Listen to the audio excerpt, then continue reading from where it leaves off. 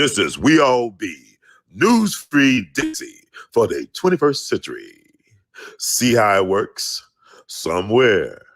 Can you dig it? And so just want you to know.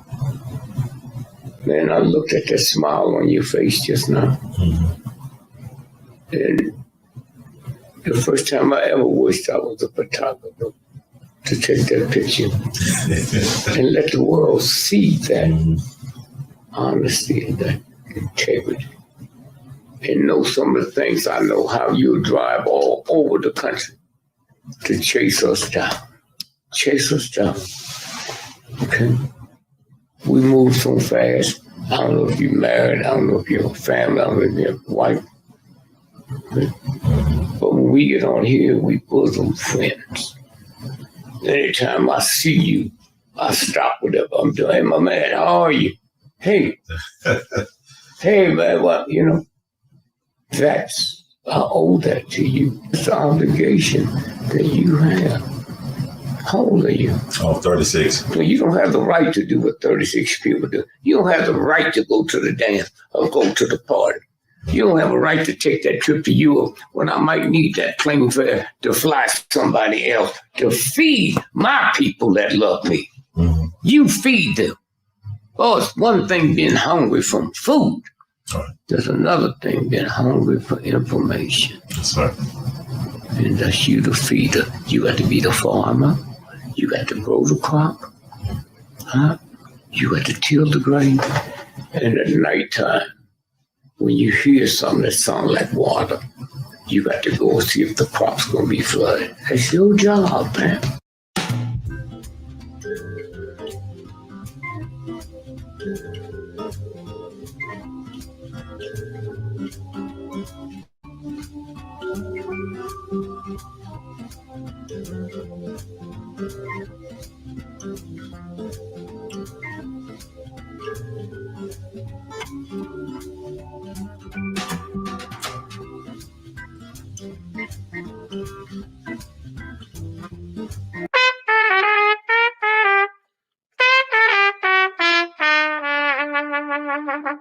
Hey, everybody, this is Brother Ron. I am asking you all to do me a big favor. Think about supporting the We All Be movement. Your donation is tax deductible. The We All Be Group Incorporated is a recognized 501c3. And I'm just asking you all because I want to keep on bringing y'all quality work through the way that I know how to do best. And I'm going to sing my praises and toot my horn. A lot of y'all were not hip to Dick Gregory until Brother Ron brought him on the We All Be platform, until that jingle review we did. Y'all seen another side of Judge Joe Brown, and Judge Joe Brown's message has been amplified. But it was We All Be that brought Judge Joe Brown to y'all back in 2014, and so many others. And we covered so many things. So help us out so we can help you all. Peace.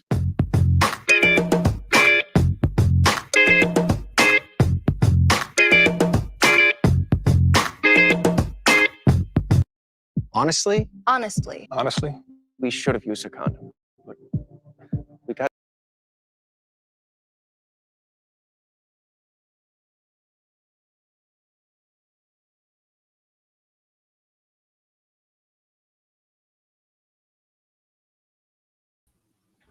Guess who's back and black once again? It's Brother Ron. Tell a friend. Guess who's back? It's Brother Ron. And it's We All Be News Free Dixie for the 21st century. I'm your host for this empowerment segment, Brother Ron, also known as R2C2H2. Thank you, family, for your patience. It's been a long day, long week. A lot of things going on, but we are here. Here I come to report the news that you can use. So thank you all so much for your patience. Let me see who are in the comments. Thank you, Sister Betty. Hello, Sister Betty. It's great to have you on. Hope you're still hanging in there. No, I was just running late, my man, but I think I'm on time. I think we're in a Mercury retrograde or close to a Mercury retrograde to end the year. Just had a lot of stuff to process. There's always some news. Some you could use, some you can't, but there's always something going on in the world. So I'm here to report that. Yes, Sister Luna, I am 40 minutes on time. Actually, I should have said 11:40 instead of 11 o'clock. Yes, but thank you for being patient, for tuning out to tune in to get in where you fit in. It's a lot to talk about. Yes, sir. Yes, sir. Thank you, Brother Lucius. We love you, matinee. Thank you, brother. I appreciate it. Mega Blocks TV. We all need support. There's a lot going on. Check in with yourself. Check in with your loved ones. See if I got everything. I think is everything good for the most part. We'll work with it. Yeah. So it's still Friday. I still got about 16 minutes here in the Central Time Zone to qualify as Friday. But I just want to come to you all, just get my thoughts on some things. Something came to me. And like the words from Brother Herb, please subscribe. We All Be TV. One word on YouTube. You know, you can always cash app your support $R2C2H2. Google PayPal, Zelle, R2C2H2 at gmail.com. Even Apple Cash 901-299-4355 or Vimo at R2C2H2, among other things. But there's so much to process here. I know y'all heard about I think I heard about Dr. Mutulu Shakur. That's 2Pac's stepfather. He was just released from prison, I believe, today. I want to talk a little bit about that. I think it's very important to touch on that. It's interesting, like the men in 2Pac life, the men in 2Pac's life. You think about it. You think about Matulu Shakur, Dr. Matulu Shakur. He spent 35 years incarcerated. He should have been out, I want to say 5 or 6 years ago, but they kept him in. I believe the judge who actually originally sentenced him is still practicing.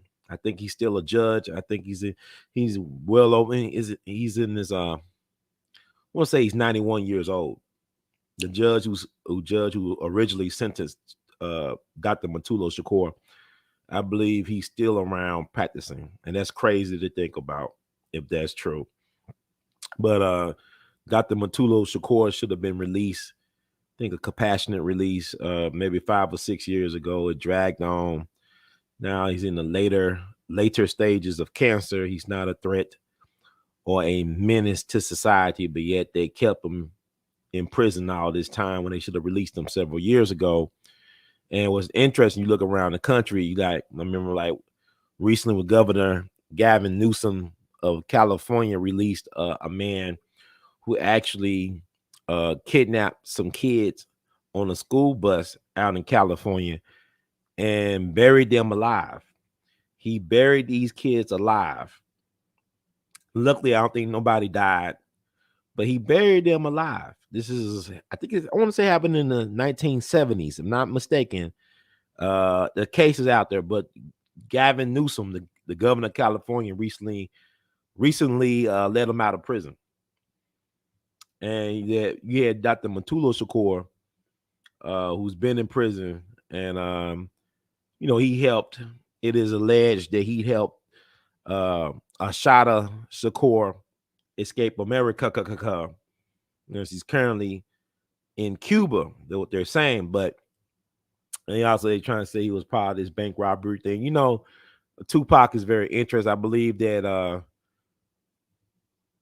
Dead Presidents is supposed to be based on 2Pac's family, a very unique family. Then Dr. Mutulu Shakur, stepfather, his godfather was Geronimo Pratt. Geronimo Pratt spent almost 30 years in prison out in California.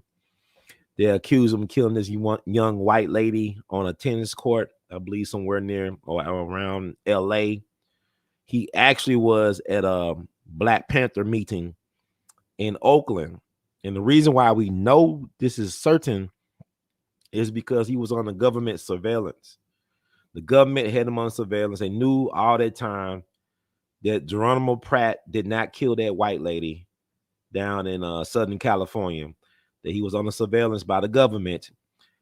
They withheld that information from the jury of his original trial, from my understanding. Ended up spending almost 30 years. I want to say about 27 years in prison.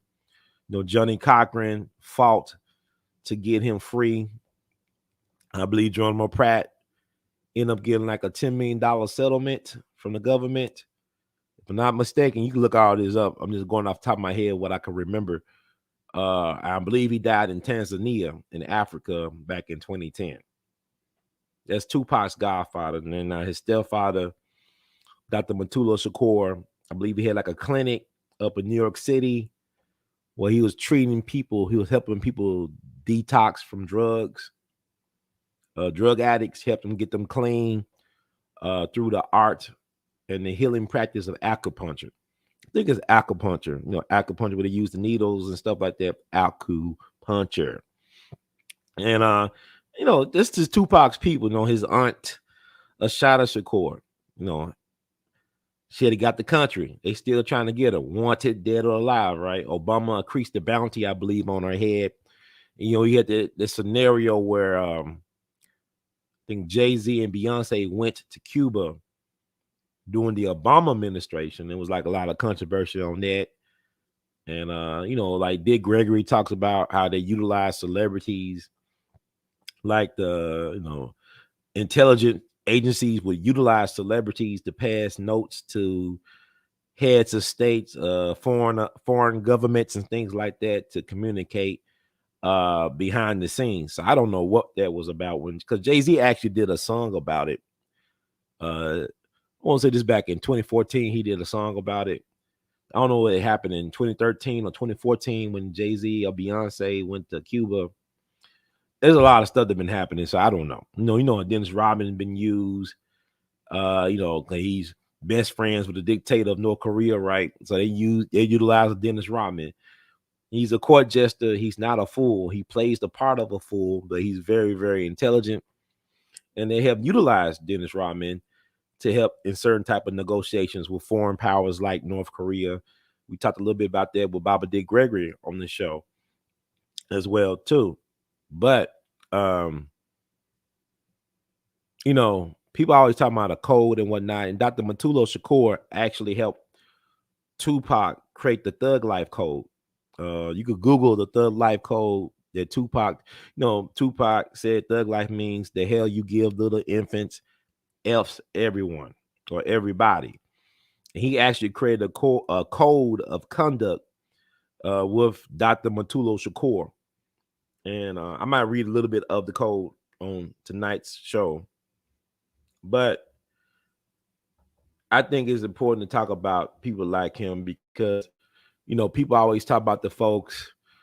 There's some people that get over celebrated. And then there are folks who don't get appreciated at all for the sacrifices that they made and how they go unacknowledged. But they stay true to the cause and they don't get rewarded for that. And our people tend to forget people. It's like we got this weird thing where the worse somebody treat us as a people, the more we love them. It's the Stockholm syndrome we got as a people. But I want to read this article about Dr. Mutulu Shakur being released, and we'll go from there. This is We All Be, News Free Dixie for the 21st century. That's We All Be, News Free Dixie for the 21st century. We'll talk about Dr. Mutulu Shakur. And we'll try to keep this at a nice pace.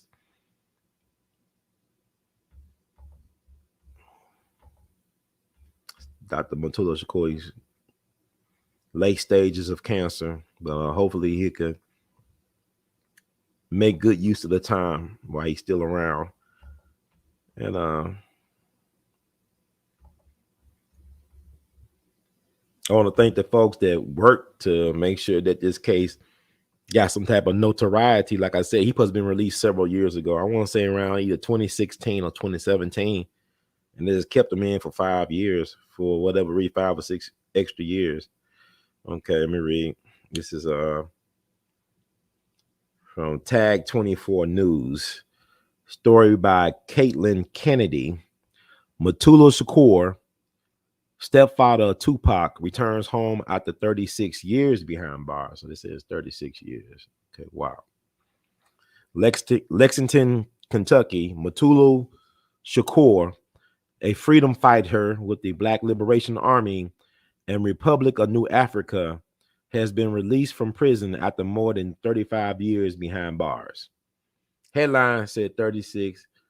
Story more than 35 years. About the same difference. You know, news is interesting how they report certain things. But anyway, on Friday, supporters of Mutulu Shakur, stepfather of the late rapper 2Pac Shakur, announced he had been released from a federal medical center in Lexington, Kentucky, and was back home in time to spend the holidays with his family in Southern California. Now 72 years old, Shakur was given just months to live in late May after being diagnosed with terminal bone marrow cancer. After receiving this grave medical news, Shakur was nonetheless denied compassionate release in June. The parole commission finally granted a motion for his release in October, allowing him to live out his final days surrounded by family and friends. Shakur was arrested in 1986 on charges of conspiracy to violate the Racketeer, Influence, and Corrupt Organizations RICO, Act, bank robbery, armed bank robbery, and bank robbery murder. The Baltimore-born activist was accused of leading revolutionaries in a series of armed robberies in Connecticut and New York. During one of the robberies, 3 people died, though Shakur's supporters say there is no evidence he killed anyone. He was also convicted of aiding fellow Black Liberation Army activist Attn Shakur in her 1979 escape from a New Jersey prison. Before his arrest, Shakur was a well-known acupuncturist who advocated for holistic healing practices to address drug addiction and rehabilitation. Okay.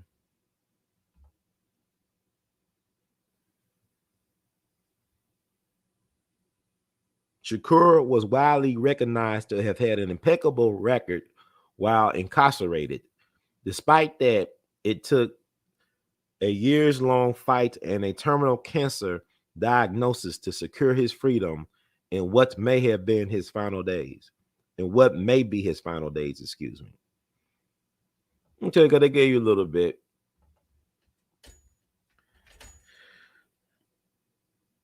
So basically, they punishing him for his life as an activist. They are punishing him for being a revolutionary, basically, for trying to serve and help his people, and they hold him accountable or liable for helping Attn Shakur escape the country. So that's really about getting him for what he done or what they think he done as a younger man. Has nothing to do with necessarily right or wrong, but more about revenge, retribution, and get back. It's kind of like what's going on with the former H. Rap Brown, the brother who's incarcerated. We know him as H. Rap Brown. Y'all know who I'm talking about, right? Let me say his name. Used to be H. Rap Brown. What is it now? Our good brother who was leader of SNCC. He go by Jamil Abdullah Al-Amin. Jamil Abdullah Al-Amin, formerly known as H. Rap Brown. He's currently incarcerated. I believe he's in dire health himself. I don't know if he has cancer or not per se, but what's weird about that case is that they actually had somebody confess to actually killing the sheriff deputy. It sounded like he was framed because of the work he was doing as an activist, as a community activist in Atlanta. He was cleaning up his neighborhood, regulating the neighborhood, making it safe for young people, for old people, getting the drugs out the neighborhood, getting a lot of the Panthers back in the day. They're all about getting the drug dealers out the community and whatnot and doing things like that. Or some people may say they're trying to control the drug trade out in Oakland. If you listen to stories about Huey P. Newton and the Mac, the story of the Mac, you know, the movie The Mac, he actually had real life pimps as consultants on the Mac. And he was a brother, family of pimps. You know, I guess Huey wanted money, whatever. I mean, everybody's complex. I actually, you know, Huey P. Newton was an interesting guy. Even in the Geronimo Pratt thing, I heard issues like some of the Panthers, from what I read, claimed that Huey kept some of them people from testifying on Geronimo Pratt's behalf.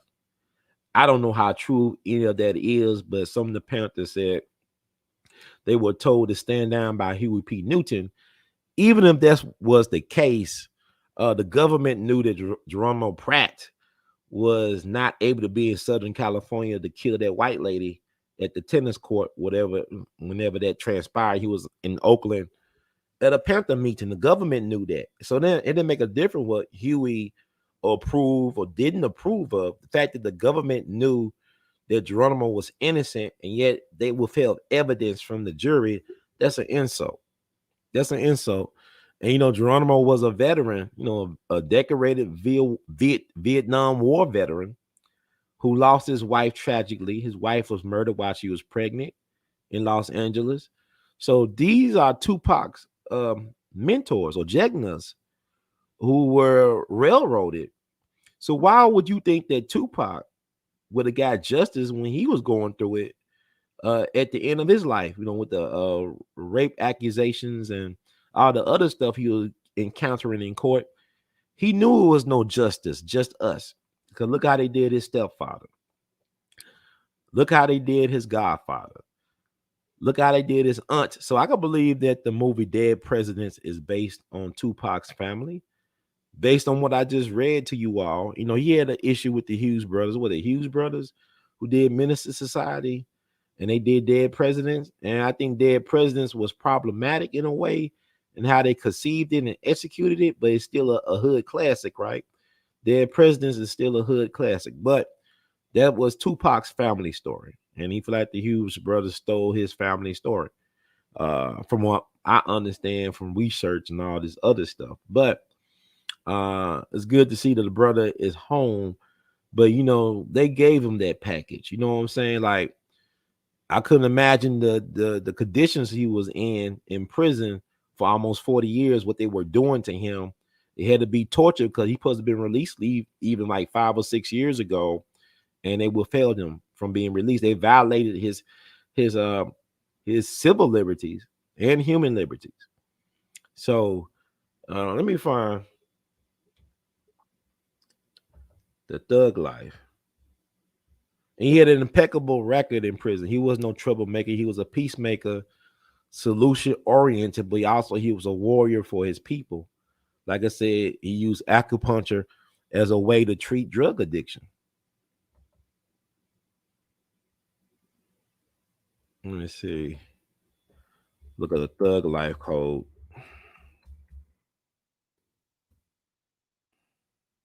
And this is We All Be News Free Dixie for the 21st century.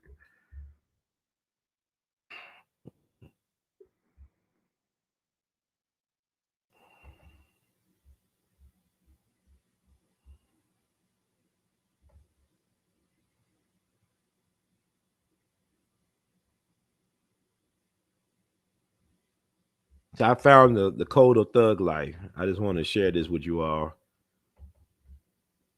Because like people always talking about, you know, stay on code. And I be asking people what's the code. Y'all be saying these catchphrases because y'all hear y'all favorite talking heads say, you know, you ain't on code, you off code. But what is the code? Nobody can articulate the code. I know a couple of things the righteous ancestors have left blueprints for us to follow as code. You know, if you are a fan of Dr. Frances Cress Welsing, she actually do have a code that a lot of folks say they love Dr. Frances Cress Welsing, but they do not abide by her code. She did not believe in name calling other black people, especially, you know, that N word a lot of us love to use. She did not believe in name calling black people, no black folks calling each other names. and all this stuff. But people say they are followers of Dr. Frances Cress Welsing, but they do not adhere to her code. So I think that's very interesting because it's like the Bible. People say they're Christians, but a lot of folks never read the entire Bible. People say they are proud Americans, but a lot of us have never read the entire Constitution nor the Declaration of Independence. So I just think it's people like, people say things, they are only so and so in name only. A lot of us are only code followers in name only. In theory, we don't practice what we preach because we do not understand the text that we get our practice from or our preaching from. We don't understand it, but we say these catchphrases. But 2Pac and Dr. Mutulu Shakur actually took the time to write a code for thug life. And put it on the screen. And this is We All Be News Free Dixie for the 21st century. It's been a long day, man. I got a long Saturday ahead of me. We're going to be celebrating my cousin Suntrice graduation and birthday. Big graduation birthday bash is today. So as a good cousin, I'm going to be there, say some words, and have a good time. And I want to make sure I leave you all with some food for thought before I do my family duties. So I got this from MatuloShakur.com, Code of Thug Life. Let's see. The Thug Life Code, right? Let's take a look at it. I read this before one of my presentations, I believe.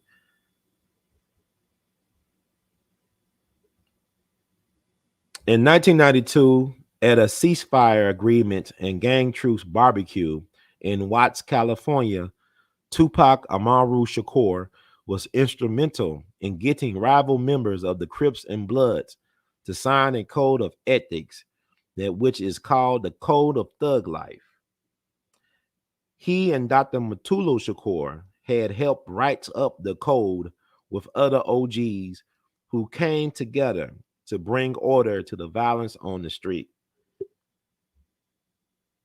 And y'all, I'm gonna put the link to the Code of Thug Life in the chat. We get heavy for your records because we all about feeding the people. As We All Be News Free Dixie for the 21st century. News Free Dixie for the 21st century. The Code of Thug Life is in the chat. Okay. Yum yum. Eat it up, folks. Yum yum. Okay, let me go through these codes right quick. The Code of Thug Life. Okay, got about 26 rules to the game. 26, y'all. 26 rules or laws of thug life, I guess. Number one, all new jacks to the game must know A, he's going to get rich. B, he's going to jail. C, he's going to die. Crew leaders, this number two. Crew leaders, you are responsible for legal, financial payment commitments to crew members. Your word must be your bond. Rule number three, one crew's rat is every crew's rat. Rats are now like a disease. Sooner or later, we all get it, and they should too. Rule number four, crew leader and posse should select a diplomat and should work ways to settle disputes. In unity, there is strength. Rule number five, carjacking in our hood is against the code. Rule number six, slinging the two children is against the code. Rule number seven, having children slinging is against the code. Rule number eight, no slinging in schools.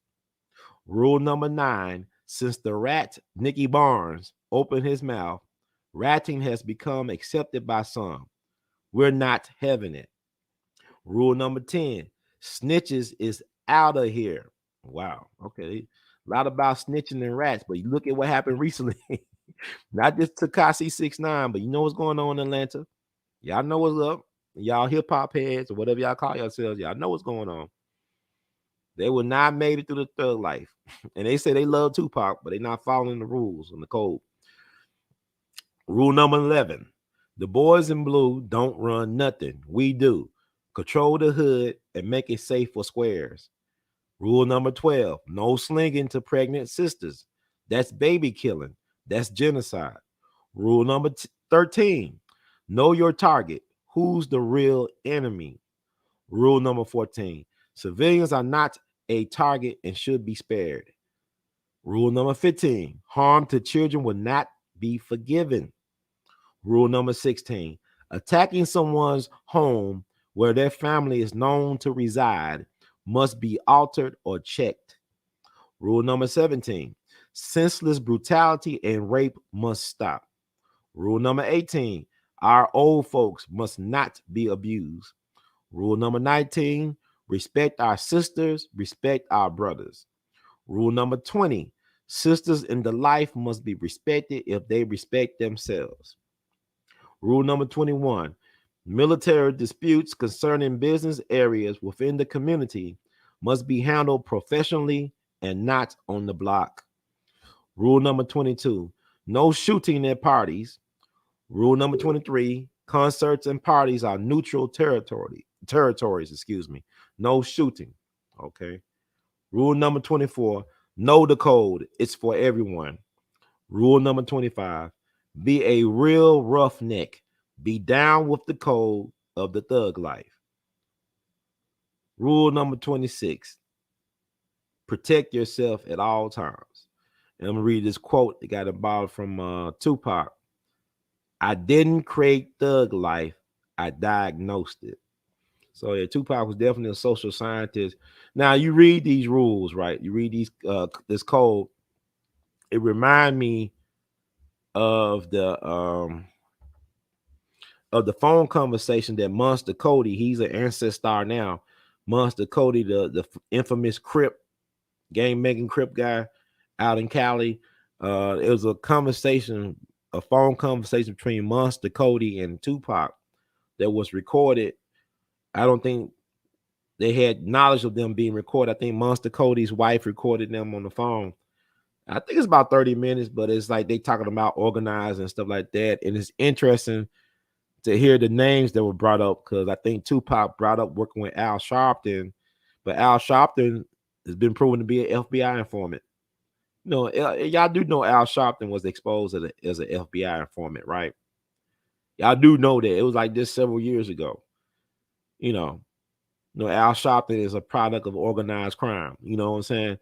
And but Tupac was talking, man, I just Tupac is kind of like, it's just fascinating to think about Tupac, because look at his family. We talked about Dr. Mutulu Shakur, talk about Geronimo Pratt, Ashada Shakur, even his mom, Afeni Shakur, representing herself in that Panther 21 thing. You had these Panthers, I think 21 Black Panthers accused of trying to blow up historic landmarks in New York City. And it was actually set up by Malcolm's former bodyguard, Eugene Roberts, who was undercover NYPD, part of the Bossy program. So you had Malcolm's chief bodyguard, Eugene Roberts, set up Afeni Shakur and her comrades. And Afeni, while she was pregnant with Tupac, represented herself in court brilliantly.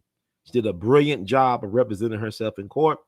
But after that, she was blackballed. She couldn't find employment, gainful employment. So her Panther past followed her wherever she went. And also on that, she did not give Tupac the chance to connect with his biological father. He didn't know that I think Tupac existed until he got shot that first time from that Quad Studios incident up in New York City. And he visited him in the hospital. And Tupac basically said, I saw a dude like me that was a lighter skinned version of me staring at me. And that was his biological father. Now, if you look at, I don't know if you ever seen pictures of Tupac's father's mom, but Tupac was just like his grandma. He got the features of his grandmother. And I'm going to pull that picture up. You can look for yourself how similar they look. He had a beautiful grandmother who died, unfortunately, real young. He died when his father, her name was Eloise Garland, I believe. Let's see if I can find a picture.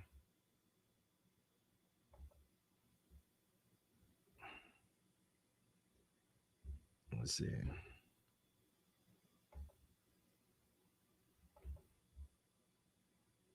This is We All Be News Free Dixie for the 21st century.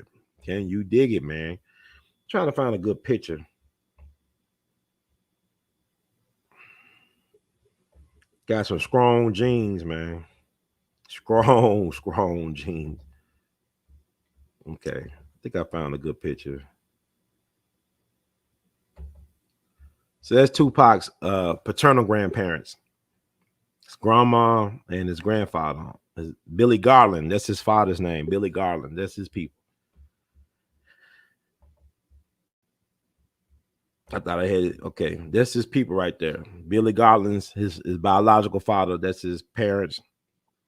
His mom, Eloise, and his father. So those Tupac look like his people.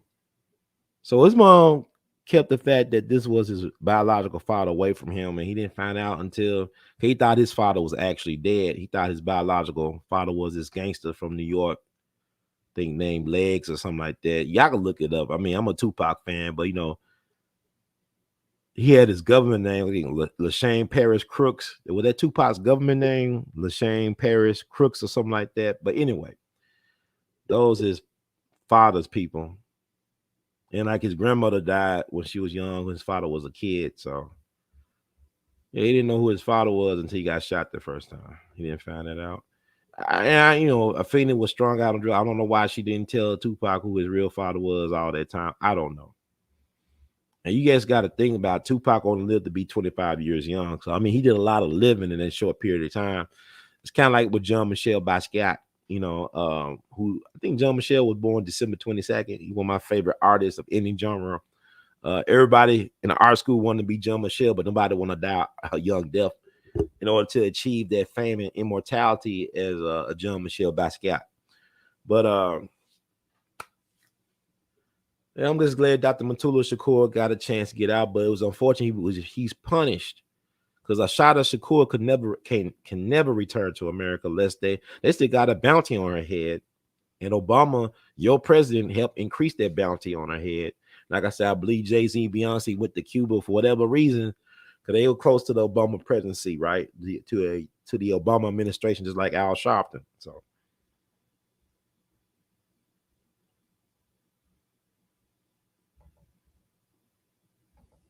yeah, they got similar smell of nose. You can't deny that. Genetics is something else, boy. Yeah, I know. You know, Harlem. You know, it's funny how they don't want to say, but yeah, like he hate New York so much. He's from New York, and when he was in Baltimore, he was known as MC New York. You know, that's how much he loved New York. So I mean, all this Tupac hate the East Coast and all this kind of weird. Where they from? I believe his you do some research. I believe his dead people, I want to say his grandma's from Florida. Thank you, brother Maurice Miles, for the you said great commentary. Thank you for the donation. We love you madly. I want to say his mom, just you could Google that up, but it's something I just want to put out there because Dr. Matulu Shakur, I believe that new black media owes our people the report these type of stories as well as the sensationalized stories. We're going to talk a little bit about the sensationalism going on with the boss, the Twitch boss, whatever the guy named Steven boss, DJ Twitch, whatever. I wasn't aware of the brother because I used to love Ellen DeGeneres when she had a sitcom back in the 90s before she came out the closet. I used to be a big fan of that sitcom growing up, the Ellen DeGeneres show, when she had this sitcom and Ellen was cool, and then all this other stuff started coming out. But you know what's interesting about, okay, I'm gonna say that for that for that segment. Yes, he is a legend, but we got to get our other legends. Like we got to get Mumi Abu Jamal, right? As a brother up in Pennsylvania. There's so many of our people, like we talk about Shanquella Robinson. I wish we had the same type of just push for people that's still alive, that's barely hanging on, like real elders, like Mumi Abu Jamal. who's in Pennsylvania catching hell, who's they trying to kill. You know, another one of our Panther brothers, you know, Liberation Brothers or whatever. And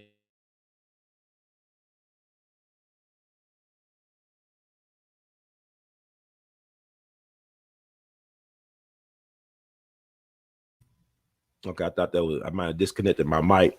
But even you know, when I get a chance, do a couple of shows about our people, man. The freedom fighters that's still behind enemy lines. We all really behind enemy lines, but do a shout out to those people, man, that we could help. A lot of us be so into like, you know, let's help brother H. Rap Brown. Let's help brother Jamil Abdullah Al-Amin. Say his name, Jamil Abdullah Al-Amin. I'm gonna put his name in the ideal room because y'all pretty well educated. Y'all activist minded in your own way. Research this brother. I'm gonna put that in the chat room, ideal room, whatever. Brain trust. Y'all some homework. And research that, brother.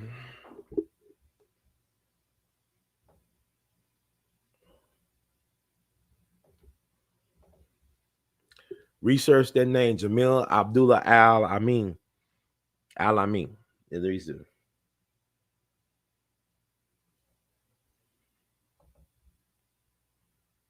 That Tupac thing was interesting because like Tupac is such a polarizing figure for a lot of people. I remember when he passed, he had a lot of talking heads in the black community, like well-known celebrities like Tavis Smiley or Vanessa Williams. They tried to discredit Tupac when he first passed on. They thought he was just a thug and all this other stuff. But now we almost 30 years removed from his death, which is crazy to believe. It's been over 26 years since they took out Pac, and Pac is just as relevant as ever. I don't know. He was in deep cover. Like his thing when he trying to flip those gangs. Like you even hear about in the Thug Life Code, he was trying to organize and politicize the gangs. Just like Fred Hampton was trying to politicize the gangs in Chicago. He called them his tribes, his Rainbow Coalition. He's trying to politicize the Young Lords, the Students for a Democratic Society, as well as the Black Peace Stone Nation with Jeff Fort. You know, Fred was a threat. And Tupac was well aware of Fred Hampton. I mean, he knew who Fred Hampton was growing up, you know, and he was Tupac was a leader of the Young Black Panthers, the vanguard, like the new Black Panther, Young Panther Cubs. He had a leadership role in the young generation, the next generation of Black Panthers. But, you know, hip hop is COINTELPRO. Like I tell people all the time, if you look at, if they say Fred Hampton would have been like NBA Youngboy today. NBA Youngboy could have been Fred Hampton back in the day. You know what I'm saying? Like, you know, they co-opted, I mean, Stokely or Kwame or even the brother formerly known as H. Rap Brown. You guys was nice with the mic back in the day. You look at Bunchy Carter. They call him the mayor of the ghetto out in L.A. He was known for writing poetry. He could have been like Kendrick Lamar, or he could have been like, you know, a gangster rapper. I don't know, but they knew what they were doing. Because I was even talking in the barbershop today about the music, because we were talking about you know, GLORILLA. I'm in Memphis, right? And it got this chick, this rapper named GLORILLA. We're gonna talk about her later on in this show. But GLORILLA, a lot of girls, a lot of women, young and old, they love GLORILLA. And I'm trying to see what is the appeal to a GLORILLA. Because she's an interesting character. She looks interesting. She sounds interesting. But I'm just not catching on to the wave. Like a FNF song is catchy, I guess. But at the same, I'm not seeing what it is about her that people are loving.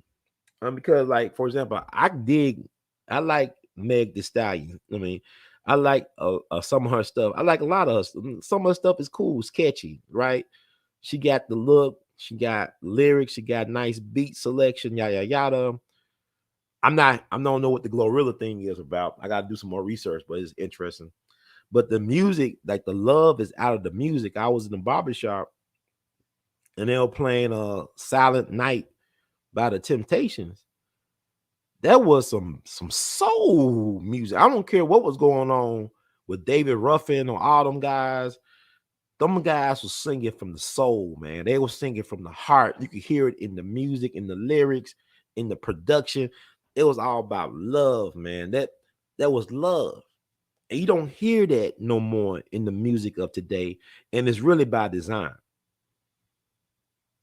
You know, like a lot of times these rap songs ain't really hits until they sample the old school stuff. Now they got to sample some Stevie or some Isaac or some Marvin or some James or some Ruffin, or, you know, they got to sample the stuff they had on Barry White. They got to sample the stuff that had the actual soul in it. People that had connections to the church. And I think what Snoop Dogg, people don't understand, Snoop Dogg grew up in the church. He sung in his church choir.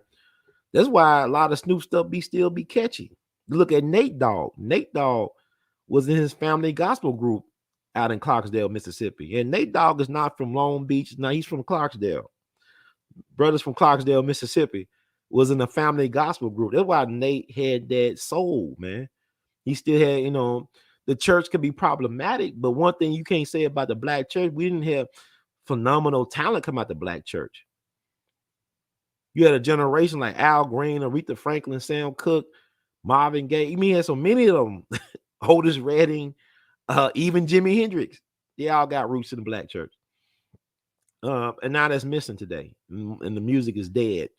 And I like some of the music, but the reason why I like a lot of the music that I like that's contemporary is because of who they sampling. The old soul music they sample.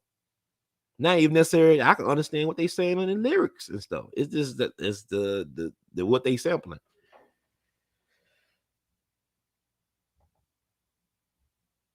Yeah, his folks, you know, matter of fact, Snoop and Brandy and Ray J, they all cousins. They all got roots in Macomb, Mississippi.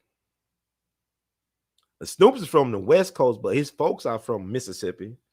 Suge Knight's folks are from Mississippi. Nate Dogg is from Mississippi. You know what I'm saying? It's all that root. Yeah. Yeah, it was done by design. Of course, we know that now. We didn't know that then. Yes, sir. But you know what's sad is that C. Dolores Tucker, and I'm a big 2Pac fan, but as I get older, I had to admit that C. Dolores Tucker was correct in her assessment of the music industry and how they treated our people. Because, like, you know, black folks are the least protected group when it comes to so-called culture.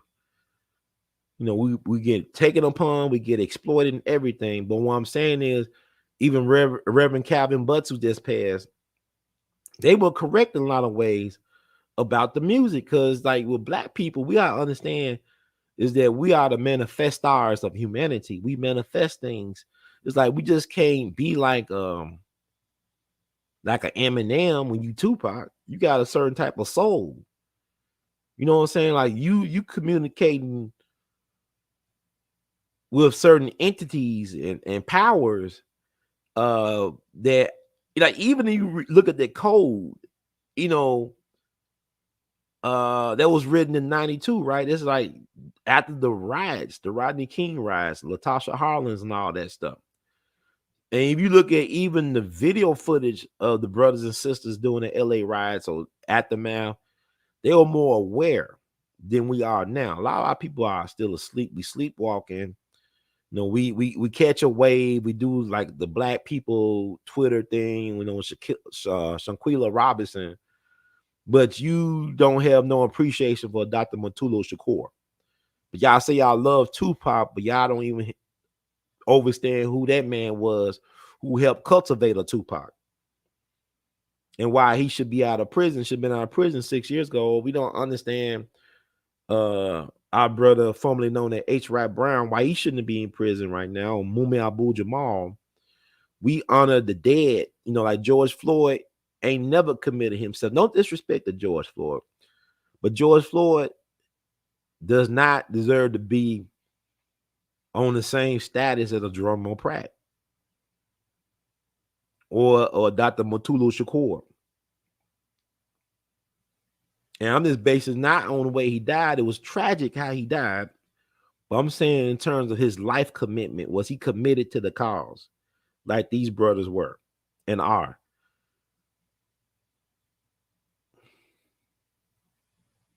So this is something like, why do we elevate certain people and we neglect others? You know, even Tupac was using his platform to educate people about Mutulu Shakur and all the other political prisoners. And this is why they had to get rid of Tupac, because he knew the power. Because Tupac said, if I could sell 5 million records, that's 5 million voters I could reach. Tupac was going to flip the game, but at the same time, it is what it is, partner. People die all the time. You know what I'm saying? And things happen. And what you going to do about it? Does the movement stop with one person, or do we do like what Dr. John Henry Clark said? You bury the man and continue to plan. We got to bury the man. God bless the dead, but keep it moving because life goes on. Tupac even rap about life goes on. Life goes on. So anyway, let's talk about this. I be getting carried away. And thank y'all for y'all support, for staying up tonight, because this will be a 4-hour show easy. I'm trying to see.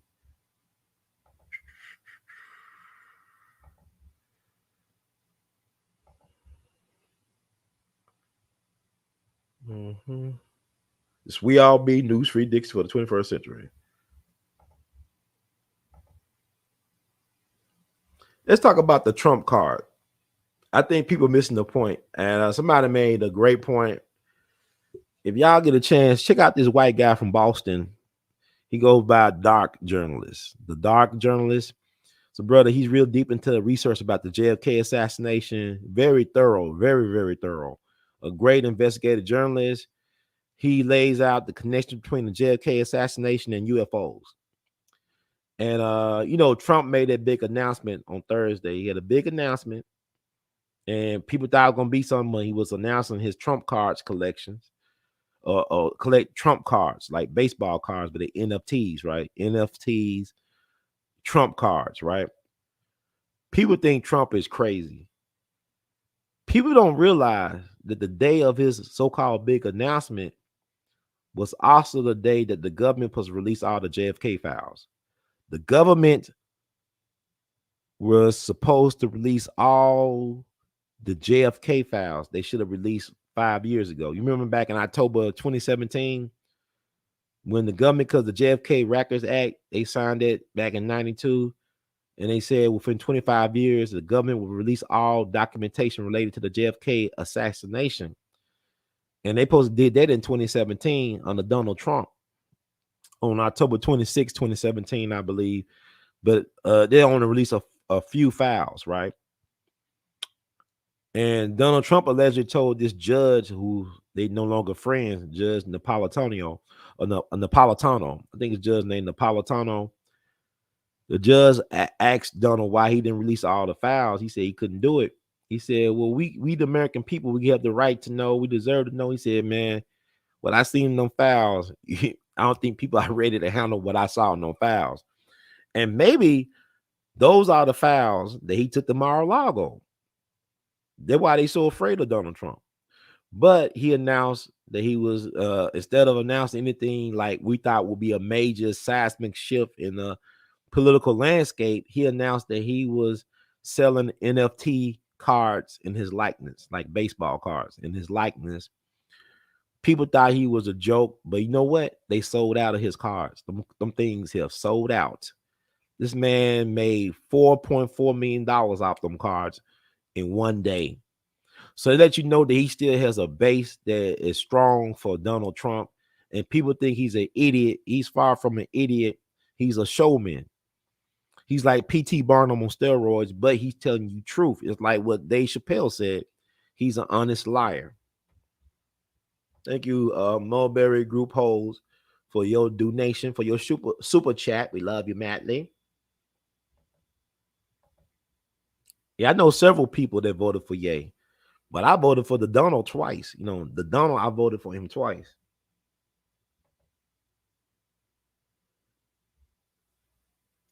And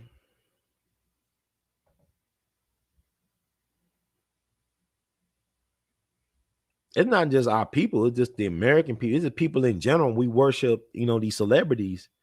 That's just the nature of the beast. This country is built on slave labor and also bread and circuses. You commit major crimes while people are distracted. While they looking over there, they doing stuff right here. They doing stuff over there. They doing something over there, over here. While you looking over there, it's a game, like Dick Gregory would say. But let me read about him selling out his baseball card. This We All Be News Free Dixie of the 21st century. We all be News Free Dixie for the 21st century.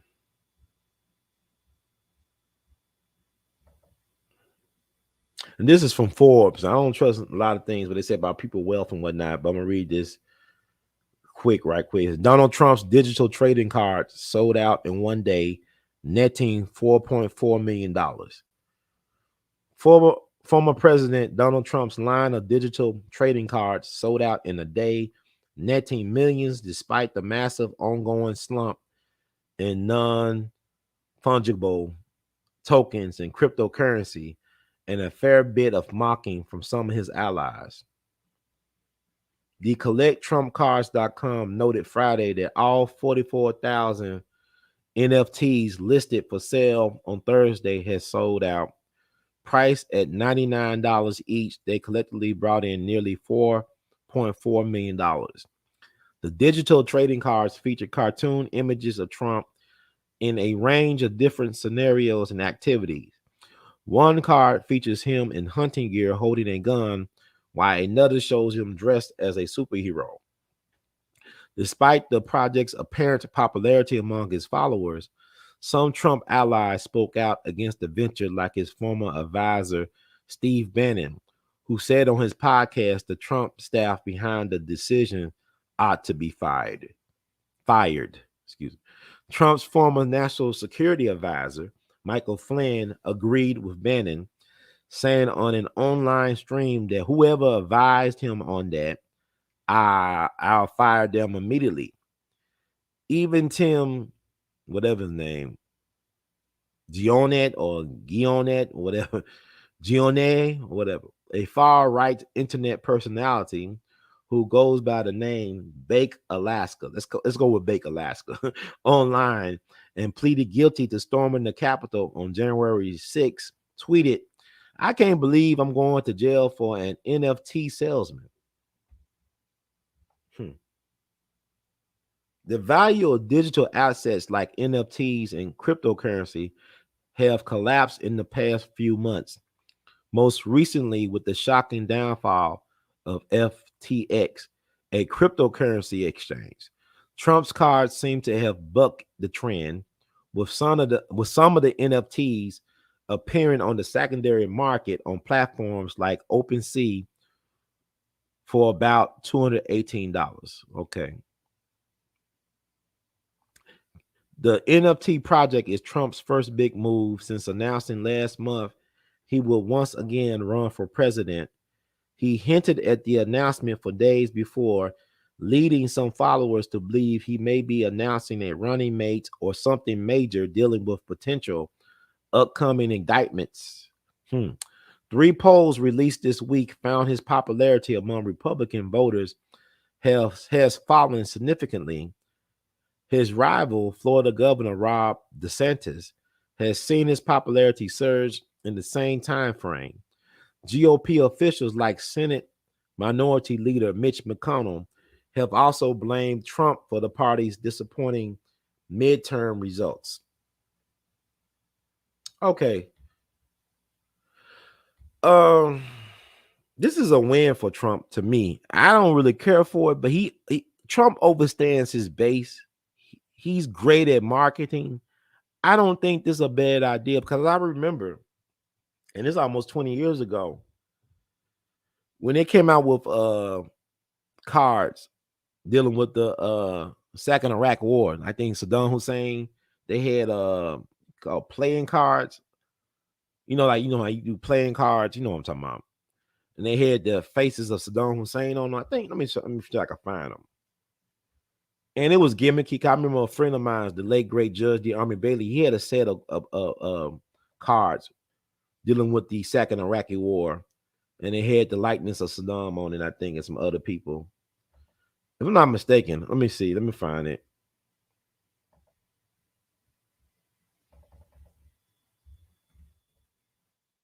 Find an example of what I'm talking about. I don't know if they had the Bush administration or I can't remember. It's been a while. I'm trying to see if I can find it. Okay.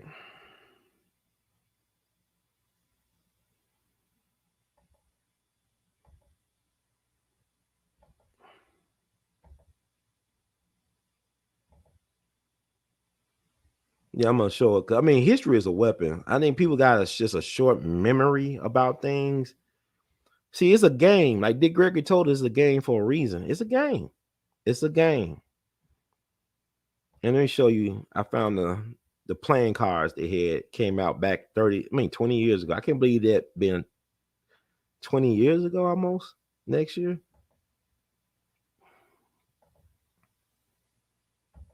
Iraq's most wanted playing cards. You see that? Saddam Hussein. He's an ace of spades. Okay, I guess that's the big three, but that's Saddam.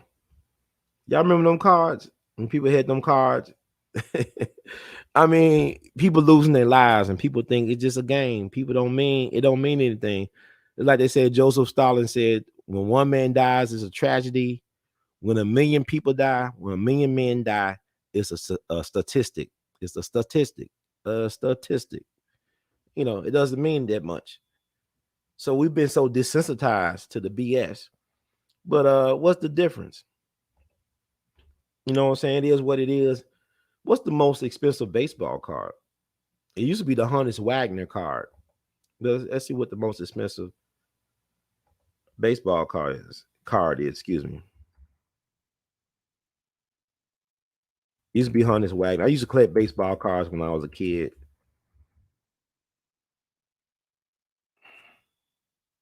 Hey, still the Honus Wagner, right? Let me show you this.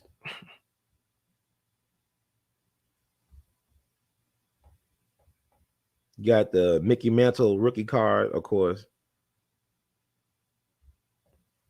This show how weird this thing is.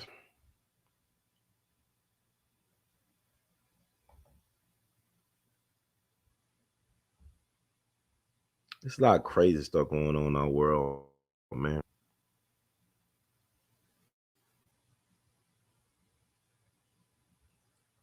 But I'm just trying to give y'all an example.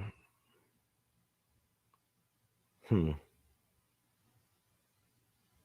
know, I guess whatever the market will pay for, like what makes something more expensive than another, you know, just pieces of paper, man.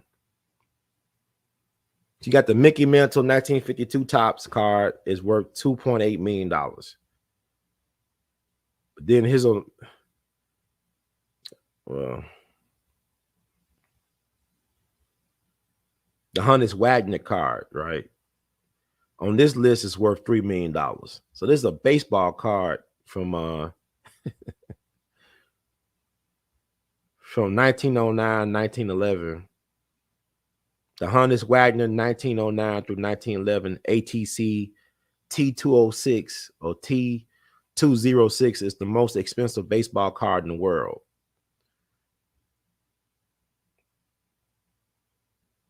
Let me see. Let me see an image. See how what I'm talking about.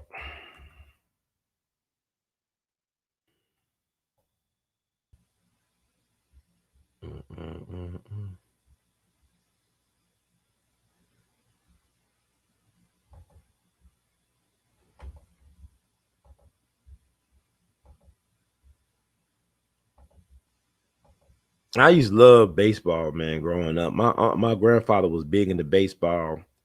My maternal grandfather, you know, it's funny because you look at the Cardinals on TV or the Cubs, and like he loved to smoke these cheap cigars.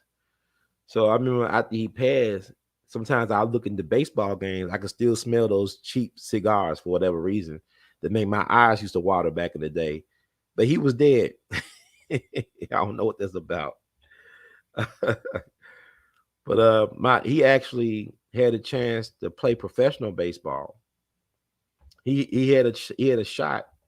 He was a pretty good baseball player during the war. He was actually scouted by a white professional baseball player who said he was good enough to play pro, and he told him he should try out with the Kansas City Monarchs. But he ended up getting injured in the war. He was involved in the Battle of the Bulge and got hurt real bad. Like one year, my grandfather had to be wrapped up, in we called it bandaged up for a whole year. He had tuberculosis real bad. He lucky he survived, but he was 100% disabled from the war. And he didn't start getting his pay until 1955. World War II ended in 1945, from my understanding and research. But they had him in a full body casket, a cast, just wrapped up like a mummy for about a year because of he had real bad injury. But he was encouraged by this white baseball player to try out. But this is the card, this Honus Wagner T206, right? It's worth anywhere from $3 million to $6 million, from what I read. Okay. I think Wayne Gretzky owned one at one point. I don't know if he still own that card, but what a hell of an investment, huh? So y'all think Donald Trump is a fool boy for doing what he's doing, but there's a market for those type of collectibles out there, which is insane. You think about it. Very much insane. But kind of read about it. Because Honus Wagner, the reason why that card is worth so much, because Honus Wagner was a teetotaler. I don't think Honus smoked or drink, and he didn't approve of the tobacco company using his likeness, because a lot of tobacco companies would make these baseball cards back in the day, but he did not approve of them using his likeness, and so they destroyed a lot of them. Let me see.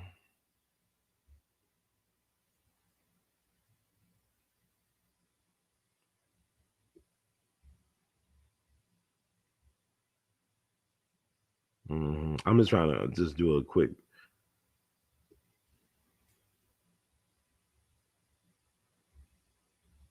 It says, starting from January 1909, the ATC, the American Tobacco Company, sought authorization from baseball players for inclusion in the T206 series, which will feature 524 major league players, 76 of whom would later be inducted into the Baseball Hall of Fame.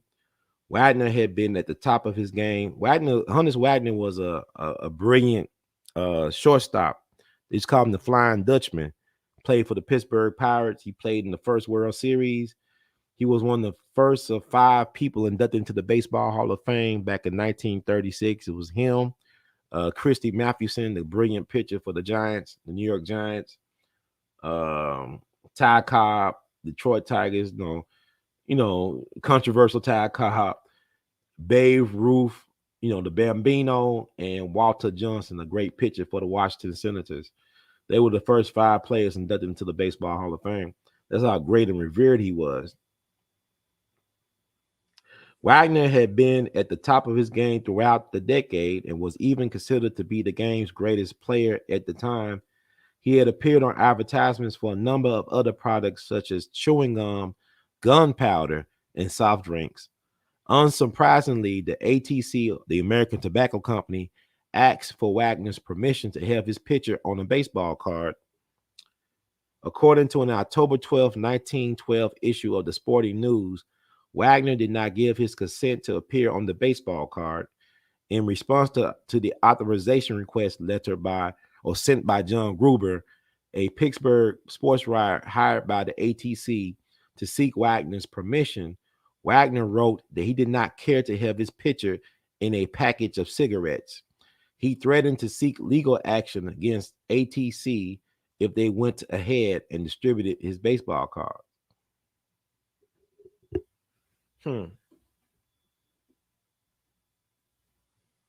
But they produced it anyway, right? But they rare because he didn't want them to distribute them.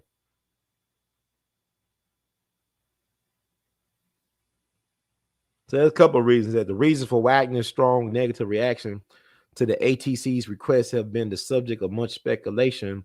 The most commonly told account is that Wagner rejected the deal because he did not want young baseball fans to purchase the tobacco packs for his baseball card. Wagner held his fans in high regard, particularly the younger ones. His granddaughter Blair remarked that he loved children. He wanted to teach kids good sportsmanship. When it came time for that card to come out, it wasn't that he wasn't paid. He didn't want kids to have to buy tobacco to get his card. However, Wagner chewed tobacco, and he had previously appeared in advertisements for many tobacco products, including a cigar baseball trading card in 1899 and a newspaper ad for Moret cigarettes during the 1909 World Series. Another explanation surmises that Wagner did not consent because he felt he was not receiving just compensation from the ATC for his baseball card. Wagner had a history of being a tough negotiator. He had announced his retirement from baseball in December 1907, but returned shortly before the start of the 1908 baseball season after receiving a $10,000 contract, double his salary for the 1907 season. It's like he was Tom Brady before Tom Brady. This theory has its flaws. However, since Wagner sent Gruber a check for $10 to compensate him for the fee ATC would have paid him if Wagner had given permission to create his baseball card, Michael O'Keefe and Terry Thompson, authors of The Card Collectors, Con Men, and The True Story of History's Most Desired Baseball Card, asked why Wagner would compensate Gruber for $10, a substantial amount of money at the time, approximately equal to $275 in 2016, if he refused authorization for monetary reasons. The ATC had already produced a number of T206 Honus Wagner baseball cards. The exact number is unknown, but is speculated to be between 50 and 200. They stopped production of the card, however, after Wagner denied authorization. So they did produce it anyway. And there you go. It's the world's most expensive baseball card, certain estimates from $3 million to $6 million. There you go. A white man. It couldn't be no Jackie Robinson. It couldn't be Willie Mays. It had to be a white man named Honus Wagner, who had a lot of respect for black baseball players, actually.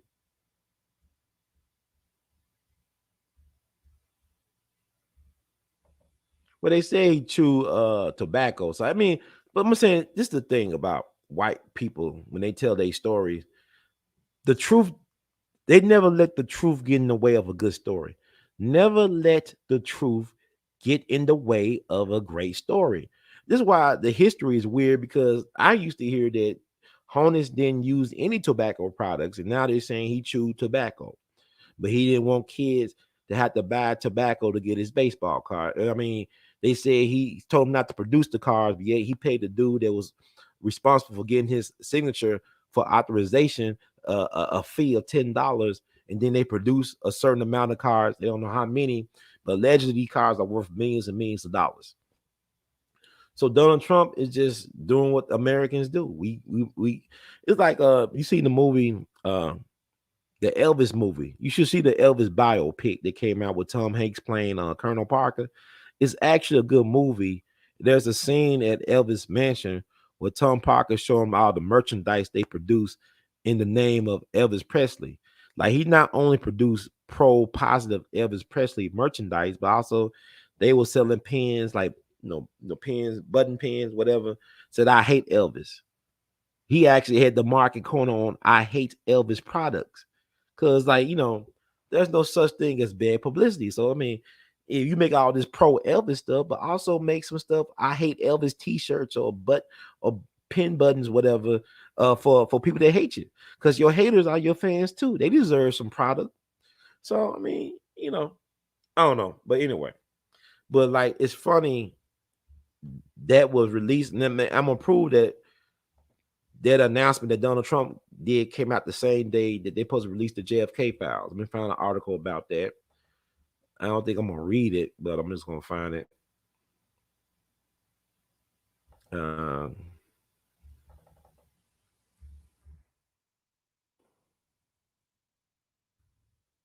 it's about the JFK files.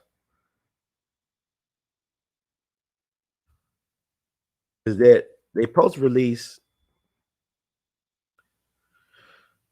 boy. All of the remaining JFK files were originally supposed to have been released in October 21. In October 2021, Biden postponed that planned release, citing delays caused by COVID-19 pandemic, and announced that they will be instead disclosed in two batches, one on December 15, 2021, and another by December 15th, 2022, after undergoing an intensive one-year review. If you're going to release all the remaining JFK files, why you got to postpone it and say you give two dates, and then they released something yesterday, but it wasn't all the files, and the files that were not released have been pertaining to the CIA. What do the files say about the CIA's involvement in the JFK assassination, in creating the Lee Harvey Oswald project? You know what I'm saying? So they lying. So why are they afraid to release? Because most of the key players, they all dead. I mean, George Bush Sr. died when it was, what, at 2018 or 2019? His wife dead. I mean, all the major players are dead, right? But you got to understand the people that benefited from the assassination of Kennedy, the corporations, they still around. And they might have contracts with the government. You know what I'm saying? So then you look at the CIA, now people talking about defund the police. What do you think people gonna be saying about the CIA if they found out their connection to the JFK assassination? So they even released everything they supposed to release. They supposed to release it yesterday, but they did not release everything. So why are they afraid to release these things?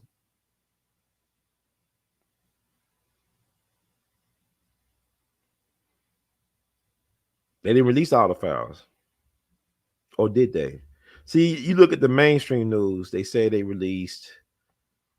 National Archives releases over 13,000 JFK assassination files, right? This is New York Post. The National Archives released more than 13,000 documents related to the assassination of President John F. Kennedy Thursday, while President Biden ordered thousands of other records kept on the wraps until at least the middle of next year. So they're not really, they keep on, they mislead in the news. They say they released all 13,000 files, but he got stuff he's still hanging on to. What are they redacting in those files? And the files they hanging on to got to deal with the CIA.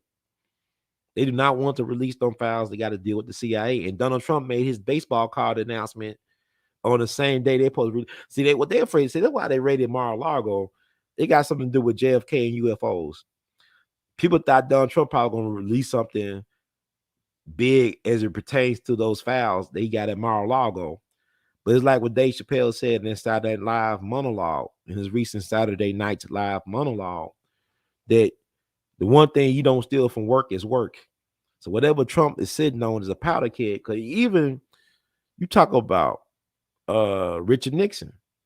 You know, Richard Nixon was deep and heavy in this stuff, right? You know, he's in the Watergate and the Kennedy thing and the Bay of Pigs, and when you got Roswell and, you know, Jackie Gleason, the famous comedian, he said that Nixon showed him UFOs. He showed him that aliens were real. Like, you know, Jackie Gleason was big into UFOs and aliens and stuff like that. He was big into that deep state stuff. And he was friends with Richard Nixon, and Richard Nixon just showed him some things down in Florida. And you could Google this stuff up, because I believe that I don't know if I believe, but you know, Valiant Thor, the Nordic alien, whatever, met with Eisenhower administration. That may be true. The Valiant Thor thing, right? And we say it's not true, but why not? They make movies about stuff like that. And these movies, a lot of this is predictive programming. Because even look at the media, the CIA controlled the media. It's Operation Mockingbird. I'm not gonna ever forget when that journalist from 60 Minutes got killed in that weird car accident. Let's see if I can find that. But let me read. He said, okay, this is from New York Post. It said, President Biden ordered thousands of other records kept under wraps until at least the middle of next year. The trove of documents were made public after Biden issued an executive order authorizing their release. The significant disclosure reflects my administration's commitment to transparency and will provide the American public with greater insight and understanding of the government's investigation into this tragic event in American history, Biden wrote in his order. An initial review by the Post found few new revelations about the events of November 22nd, 1963, when Kennedy was shot while riding in a motorcade in downtown Dallas. One document appeared to shed light on how the CIA intercepted assassin Lee Harvey Oswald's communication with the Soviet embassy in Mexico City a few weeks before the murder. The previously redacted agency document shows that a wiretap operation targeting the embassy was done with the help of the office of the Mexican president, but without the knowledge of Mexico's internal security or law enforcement officials. In that call recorded, turn that off. In that call recorded October 1st, 1963, Oswald asked an embassy guard if there was anything new about a telegram a Soviet diplomat had promised to send to Washington on Oswald's behalf. The guard answered that the message had gone out, but no answer had been received. A report on the call was sent to the FBI, State Department, and Navy Department. Okay.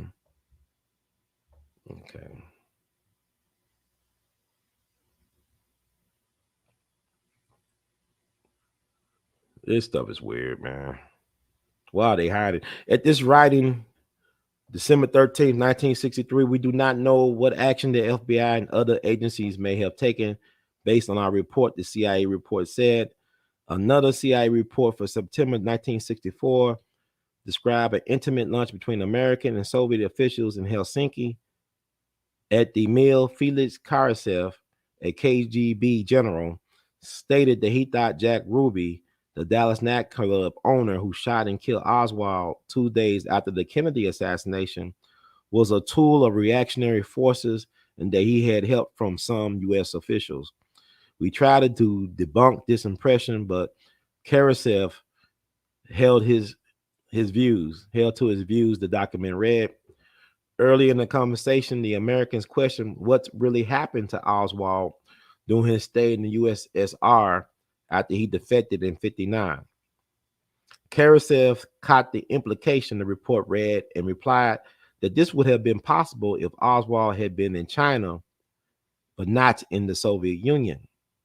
In total, 13,173 new files were made public Thursday, the largest release of JFK assassination material since 2018. Approximately 4,400 documents are still being withheld to protect against identifiable harm to the military defense, intelligence operations, law enforcement, or the conduct of foreign relations that is such gravity that it outweighs the public interest in disclosure, the White House said. More than 3,000 other documents are being withheld in full or in part because they were under seal, were part of grand jury proceedings, or involve individuals' tax information. They don't care about Donald Trump's tax information or details of gifts or donations to the U.S. government. Those documents cannot be released independently by the archives, the White House, or the executive branch. Okay. One document appeared to shed light on how the CIA intercepted assassin. Did I read this right? Okay. It's like they're repeating themselves. I mean, the Biden's order set a new deadline of May the 1st for the National Archives and the agencies to review the remaining redacted documents and propose keeping any material under wraps beyond June 30th, 2023. The 1992 law. Understand what I'm saying? This was a law. The 1992 law required the government to release all non-exempt documents related to the 35th president's murder by October 2017. That should have been done. This was a law. They breaking the law. This is they not even following their own rules. This is a law. A law is a law only if it's enforced. They're like, this was a suggestion. This was a law. Former President Donald Trump released some 2,800 secret records in 2017, and the Biden administration ordered the release of nearly 1,500 more records last year. Kennedy became the fourth U.S. president to have been assassinated while in office when Oswald fired at his motorcade from the 6th floor of the Texas School Book Depository in downtown Dallas on November 22nd, 1963. This man did not fire the gun that day. He had no residue, implying that he fired the gun on his hands. Now, post-mortem, they put his fingerprints on the gun, but this stuff is crap. You know, like they signed a law when Bush was president that they had to release everything. And to me, that means when you release the stuff, it shouldn't be redacted. That's just me. But they let you know that there's a lot. That's why they so mad at Trump, because whatever he got, it may be related to the JFK thing. It may connect JFK to UFOs. You got to think about JFK was real close to the first Secretary of Defense, James Forrestal. He was the first Secretary of Defense under Harry Truman. James Forrestal was against Zionism. He didn't want the state of Israel to be formed. He was against that. He was on Majestic 12. Y'all, if y'all know anything about Majestic 12, look up Majestic 12, the Majestic 12 group. He was a member of that. And allegedly, he committed suicide by falling from his window, I think 16 floors, at the Navy Bethesda Hospital. The Bethesda Hospital, the Bethesda Naval Hospital in Maryland, right? Same place where they did Kennedy's weird autopsy that's supposed to be done in Texas. The same place where they got rid of Senator Joseph McCarthy. The same place where they got rid of Frantz Fanon, the Pan-Africanist thinker and philosopher. The same place where they were trying to take Reagan when he got shot at, the assassination attempt. They wanted to take Reagan to the Naval Hospital in Bethesda, but they ended up taking him to George Washington University Hospital because it was closer. And they may have saved his life by going to George Washington instead of Bethesda Naval Hospital. But this is the same place where they took Trump when he had this stuff, and Trump got his assets out of there ASAP. Trump got there real quick. He said, "Look, I'm healthy. Look at me." He had him in the car, whatever. Look, I'm good to go. He want to stay in no Naval Hospital at Bethesda. But Kennedy was close to James Forrestal, and they suicided him, and that's interesting. But is it a coincidence that Trump will announce the big card thing, the NFT Donald Trump baseball cards, on the same day that the government's supposed to release the rest of the Kennedy files that's supposed to have been released on October 2017? Is there a reason why they had to raid Mar-a-Lago? Ain't no other president has ever been treated like this. No other president has ever been treated like Trump been treated. He is being seen as a pariah by his own party, and they want to blame him for everything. I never seen a president, no Obama, no Clinton, nobody, even Richard Nixon never got the treatment that Donald Trump got. Hell, Donald Trump got impeached twice and won. Richard Nixon couldn't even stand up for one impeachment. He resigned. I am not a crook, but I gotta get out of here. I will get out of here. I'm not a crook. I'm not a crook. But look, it's like a witch hunt when it comes to Donald Trump, man. It's like, why can't people see? It's like I can't even talk to my own people about politics because they get all emotional about Donald Trump. Yeah, like Donald Trump stole their firstborn. You like Donald Trump, did something horrible to your family personally. Yet 10 years ago, y'all loved Donald Trump, an apprentice and all that. 7, 8 years ago, all the rappers wanted to be Donald Trump. Got all these songs about Donald Trump. So I'm saying, and then they want to make Ron DeSantis. Y'all on the DeSantis train. They got some stuff on DeSantis. It is what it is, folks. Y'all keep on thinking that. See, sometimes you got to dance with the devil that you know. We know all the downsides to getting with Trump. We know all the stuff, all the baggage with Trump. Trump got a lot of baggage, but it's the way he carried his baggage. Trump is not defeated or deflated. And at the same time, I don't put all my hopes and dreams to anybody. I think you make a big mistake when you do that. I mean, I remember people saying if so-and-so ran for mayor, I'm gonna move to Memphis, I'm gonna do this. It's not, look, don't put your hopes and dreams to anybody but yourself. Stop. I like somebody gonna bail you out. You see what happened in the 60s, right? One man have a dream, then it becomes a collector's nightmare when that dreamer is snuffed out. Okay. So I mean, like, people gotta start thinking about things in a different way. We gotta start moving in a different way. You know what I'm saying? Stop putting your hopes and dreams that one man is bigger than Donald Trump is the ideal. If Donald Trump was Hitler, how come he got kicked off of Twitter? You think Hitler in his prime would have got kicked off any social media platform in his country that he was running? You think Hitler would have been disrespected on a comedy show on a weekly basis in a country that he was running?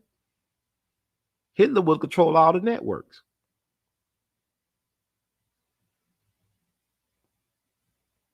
Hitler would not even allow for a counter narrative to form in his country while he was governing said country.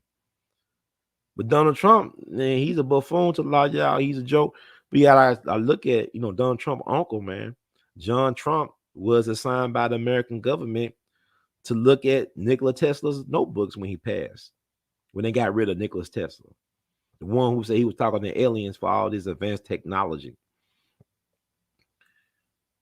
And why did an advanced civilization allegedly give the Nazis all the secrets to the technology and nobody else but the Nazis? And then why did the government over here brought them over here if they such monsters? I'm trying to figure out, why we can't understand and how to heighten the contradictions of the situation we found ourselves. And it's this detach our emotions from the whole thing. Because I saw people talking about, well, Donald Trump is an idiot. He's smart. Donald Trump knows how to read the crowd. He knows how to read the room. He's very media savvy. He understands. He know how to flip it. He's a magician. He's a car salesman. He's like, well, Dion's good at messaging things. And y'all hear something that Dion said he didn't say. He said, look, I'll be a fool not to entertain a Power 5 school, right? He said what his intentions was. He never said he gonna be there for 20, 30 years at Jackson State. He said, I'm gonna look at offers. That means man on the move. And you're a coach. It's like, ain't no guarantee they're gonna love you next year, baby. It's like if Dion went 5-27, would y'all care about him leaving Jackson State? Everybody loves a winner. Everybody loves a winner, but nobody wants to claim a loser.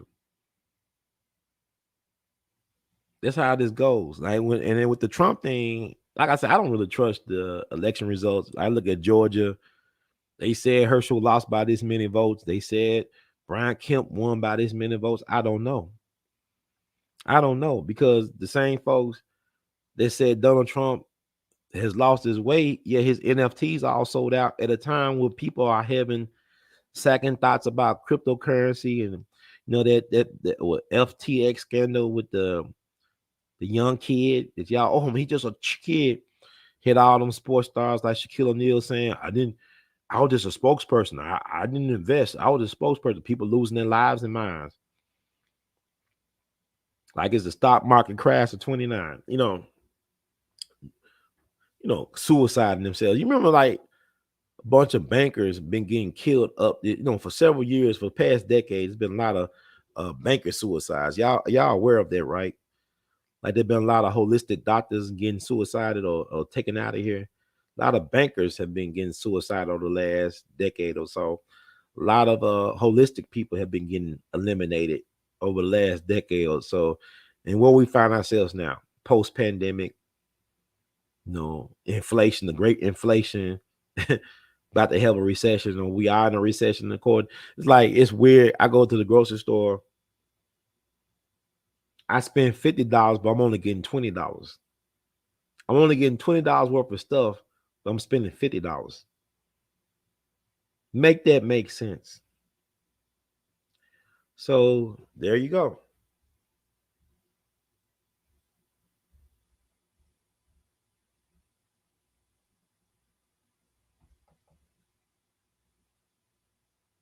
Yeah, I mean, I got a patreon.com. Like, yeah, it's set up like patreon.com and /we all be. But also I'm working on some things. We get into things all about the great reinvention, the great reset. Yes, it's patreon.com / down there.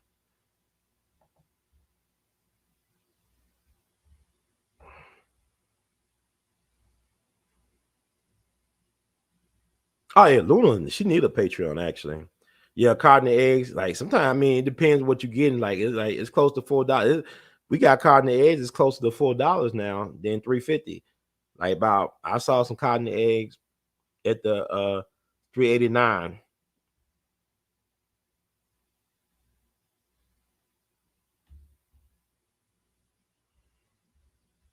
Yeah, Dr. Sebi, they took him out of here. You know, Nipsey was working on that documentary and they took Nipsey out of here. I'm not saying that was the cause, but you know, when he announced that he was doing the documentary about Sebi.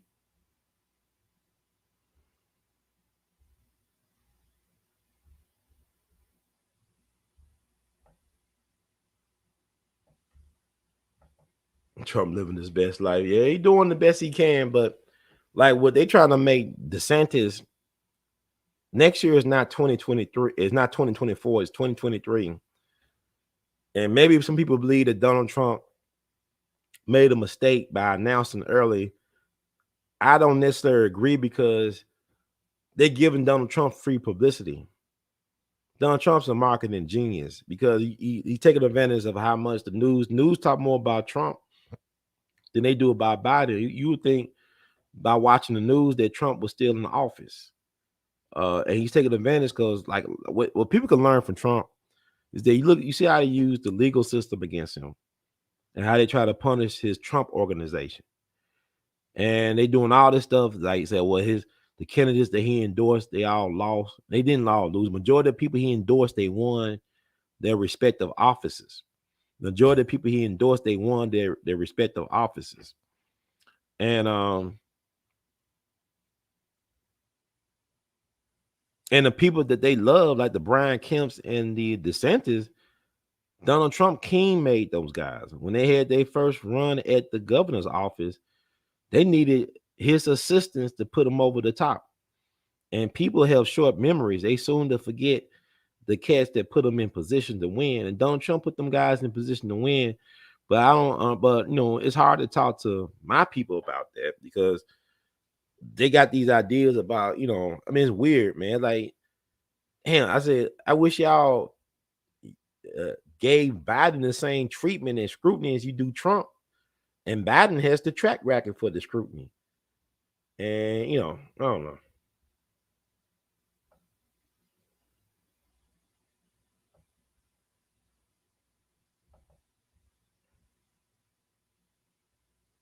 Maybe could, but people forget that Trump was a Democrat at first. I mean, Trump is, you know, he know how to. He's a carpetbagger when it comes to politics, man. He know how to move around. He a carpetbagger, but I'm just saying, like, uh, it ain't over till it's over, man.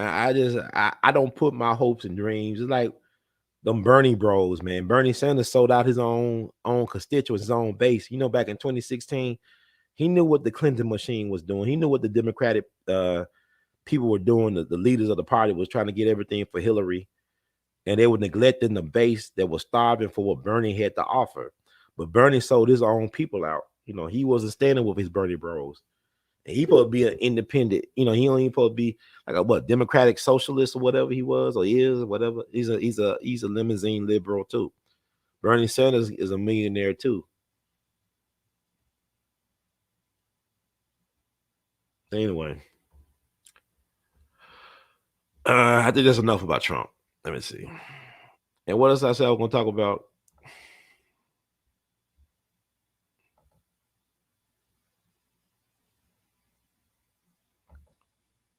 What else we're going to talk about?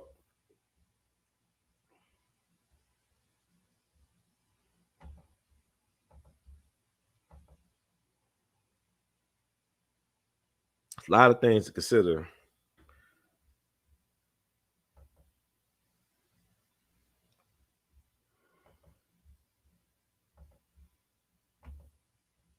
I'm just looking at Stephen Twitch Boss. Okay, let's talk about Stephen Twitch Boss. Let's talk about that, brother. Unfortunate demise of him. A lot of y'all have raised questions about what happened to Stephen Twitch Boss. I wasn't familiar with the brother until he passed away. It goes back to what Biggie said: "You're nobody till somebody kills you. You're nobody till somebody kills you." So let's talk about Stephen. And this is my take on this. And it's just my opinion. That's it. And we all got opinions.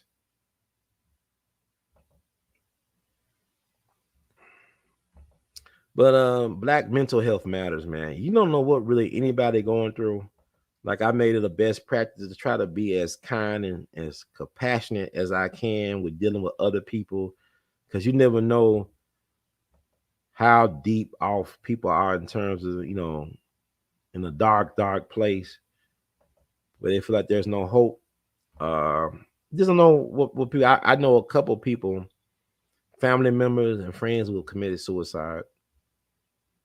And I know my great uncle, Willie James Taylor Jr., I guess, he committed suicide. That was interesting because I went to his last doctor appointment because I remember seeing him before Mother's Day of 2011. We was over my aunt's house, and he was all jovial, laughing loud, gregoriously. He was like one of them dudes that was like the life of the party. He was a tall string being of a man, real tall.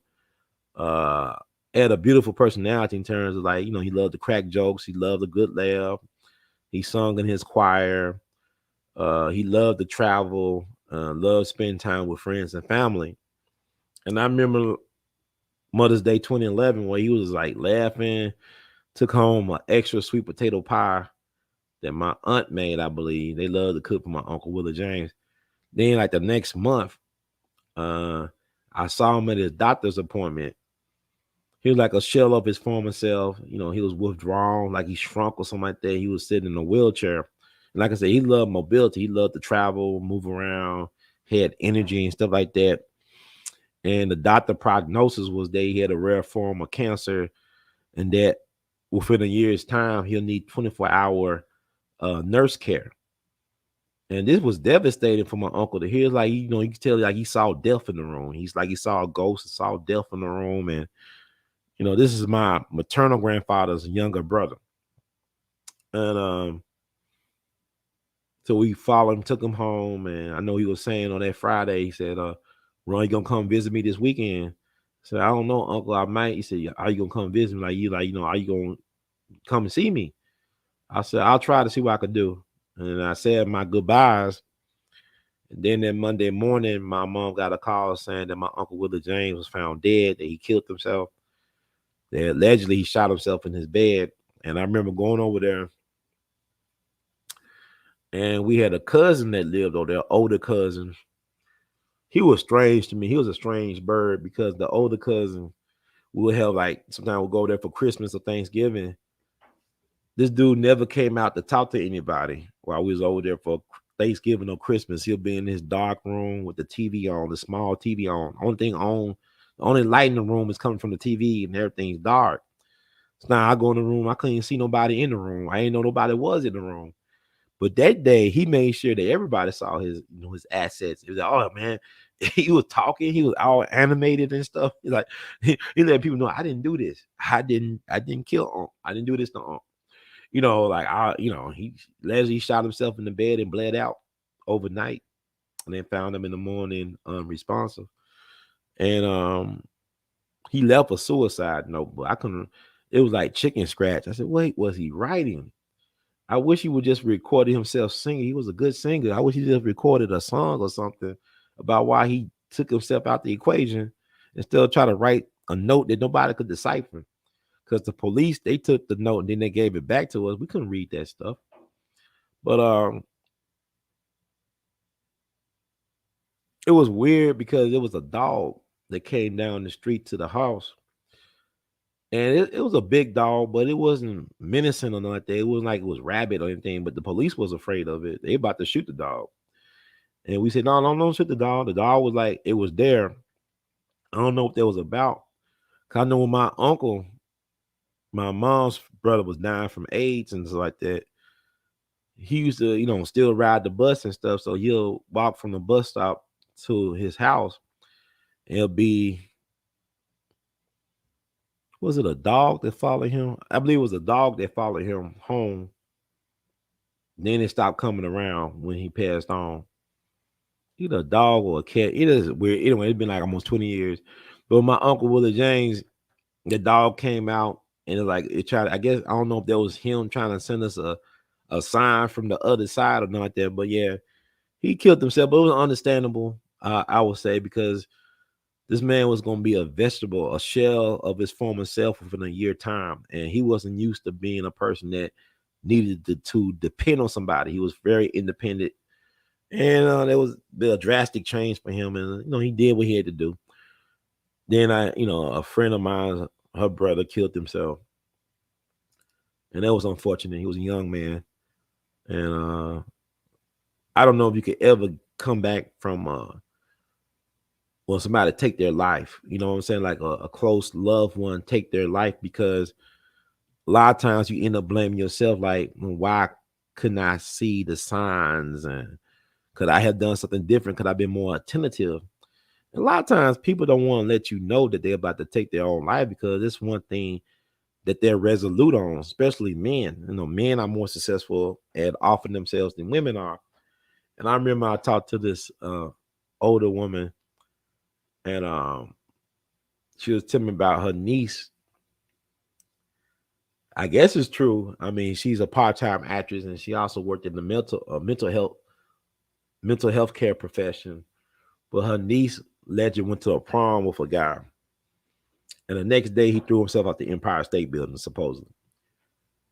And the aunt, she was trying to tell her niece, look, that's not your fault. When a person comes to that point where they do something like that, they already made it up in their mind to do that. It has nothing to do with you. But sometimes we make those things about ourselves, because suicide is such a selfish act, because you hurting people when you take yourself out like that.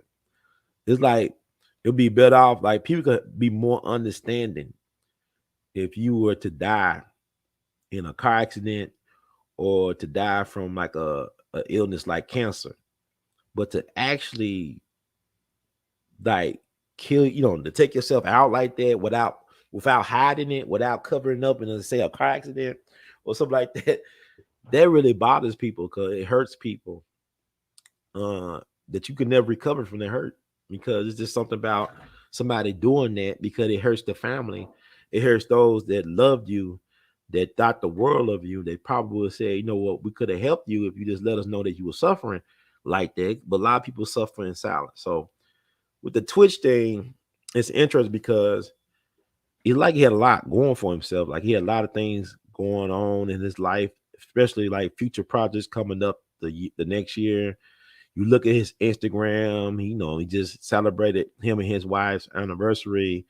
He celebrated his grandfather's birthday. He was very jovial and stuff like that. Great smile, great energy, a lot of positive stuff he was putting out in the universe.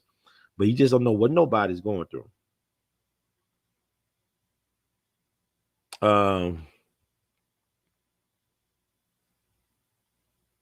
I wasn't aware of him because I didn't follow the Ellen DeGeneres like talk show stuff.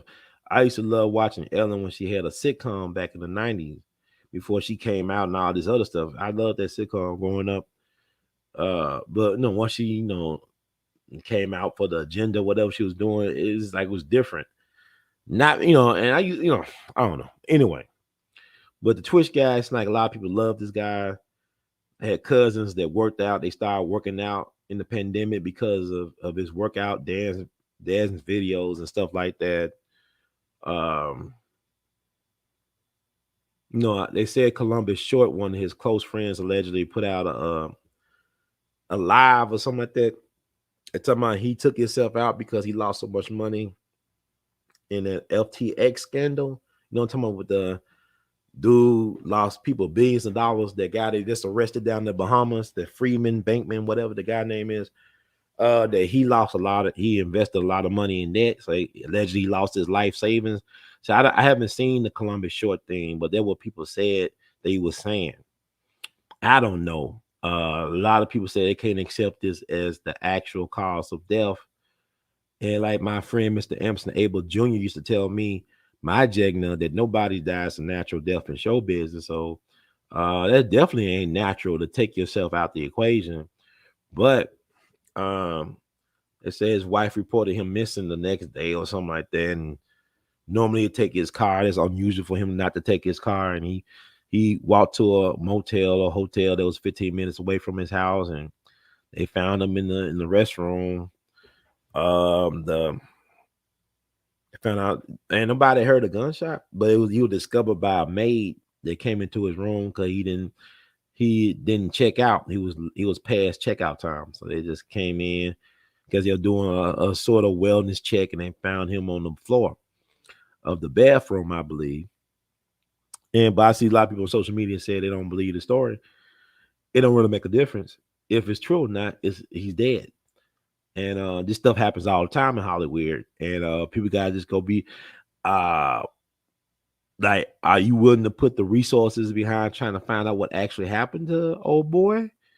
Or you just gonna let it lie for where it lies? Let sleeping dogs lie. Because it's good that people question the official story, because usually the official story is the official lie. That's the cover up. But at the same time, I wasn't even aware of this cat until he was like expired. Nobody to somebody, nobody till you dead. And like what Baba Dick Gregory would say, a lot of times people ain't gonna remember what you did in life, but how you died. That's how you get remembered. Like, people don't remember George Floyd. George Floyd, what about him is the fact the way he died that he's being remembered, not the way he lived, but the way he died. That's why people remember George Floyd. That's why people remember Emmett Till. And with Twitch, the Chico and the Man back in the day, Freddie Prinze Jr. That's a Freddie Prinze Jr. That's the cat name, the Puerto Rican guy. Was he Puerto Rican or something? The up and coming comic. Comics be some of the saddest people on the planet, right? They said Freddie Prinze Jr. killed himself. Is his name Freddie Prinze Jr.? I'm doing Chico and the Man. Let me see.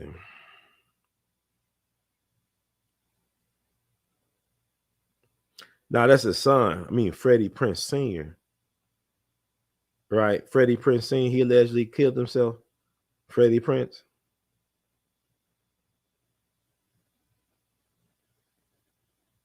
Killed himself in 1977.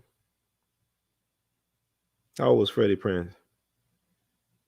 He was 22.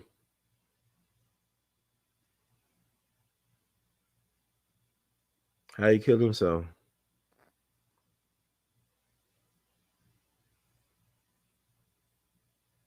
This is worth.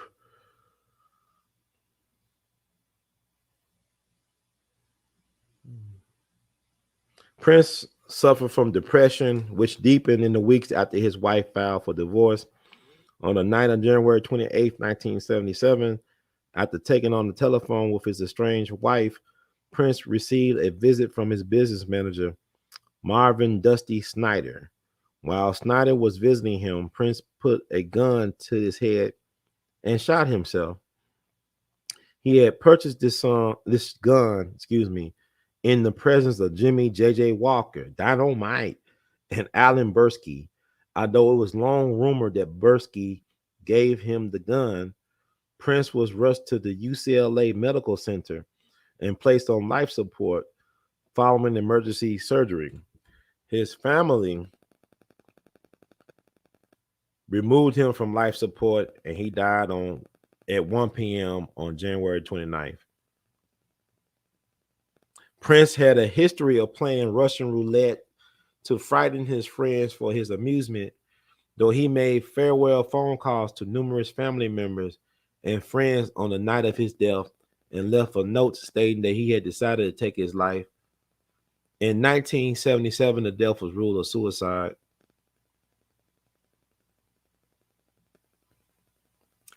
However, in a 1983 civil case brought by his mother, wife, and son, against Crown Life Insurance Company.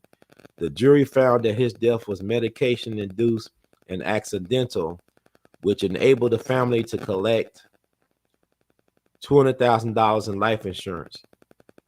This followed a $1 million out-of-court settlement with his psychiatrist and doctor to end their malpractice suit for allowing him access to a gun and over prescribing him Quaaludes. Quaaludes, is that the party drug? As a tranquilizer.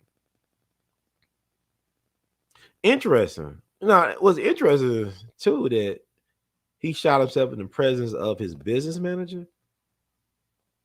That he had brought the gun in the presence of Dynamite, Jimmy Walker. I'm not laughing, but like now it's his death. This is interesting. Okay, it said on October 13th, 1975, Prince married Catherine Elaine Cochran, with whom he had one child, son Freddie Prinze Jr., who was born March 8th, 1976. Prince was arrested for driving under the influence of Quaaludes on November 16th, 1976. A few weeks later, his wife filed for divorce. Prince had been romantically linked to actresses Raquel Welch and Pam Grier. And he got around like 2Pac, wow, whom he met in 1973. Grier recalls their relationship in chapter 19 of her memoir, My Life in 3 Acts. After his breakup with Grier, Prince dated actress Lynette McKee for a time during 1976. Man, Prince got it in. Prince was very close friends with singer Tony Orlando. Orlando appeared on Chico and the Man, and Prince appeared on Orlando's variety show. As he started to make more money, Prince took martial arts lessons from Robert Wall, a student of Bruce Lee who appeared in Enter the Dragon and Return of the Dragon. Soon after, Wall became godfather to Prince's newborn son. Nobody dies a natural death in show business. So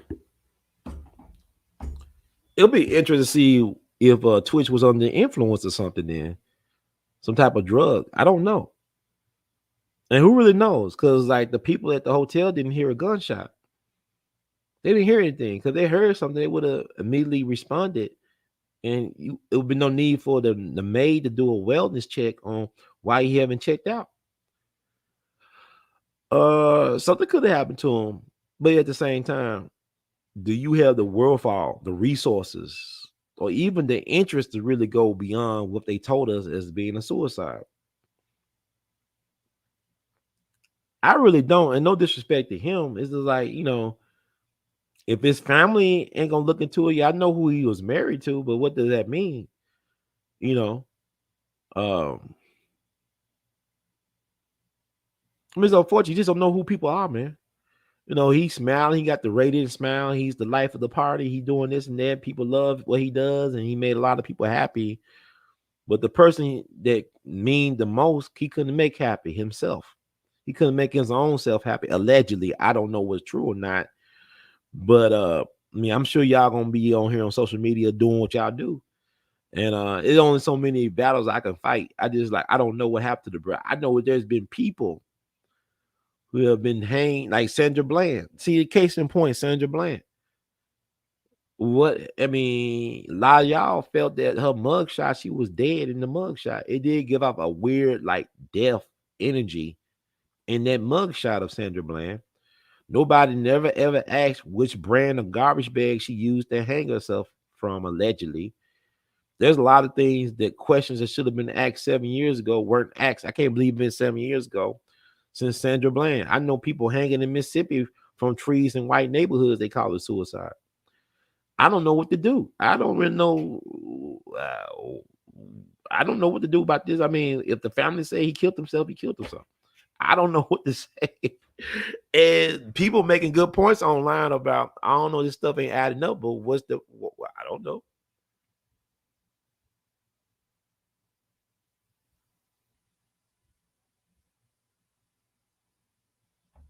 Said Chico and the Man came on out the San Francisco. Okay.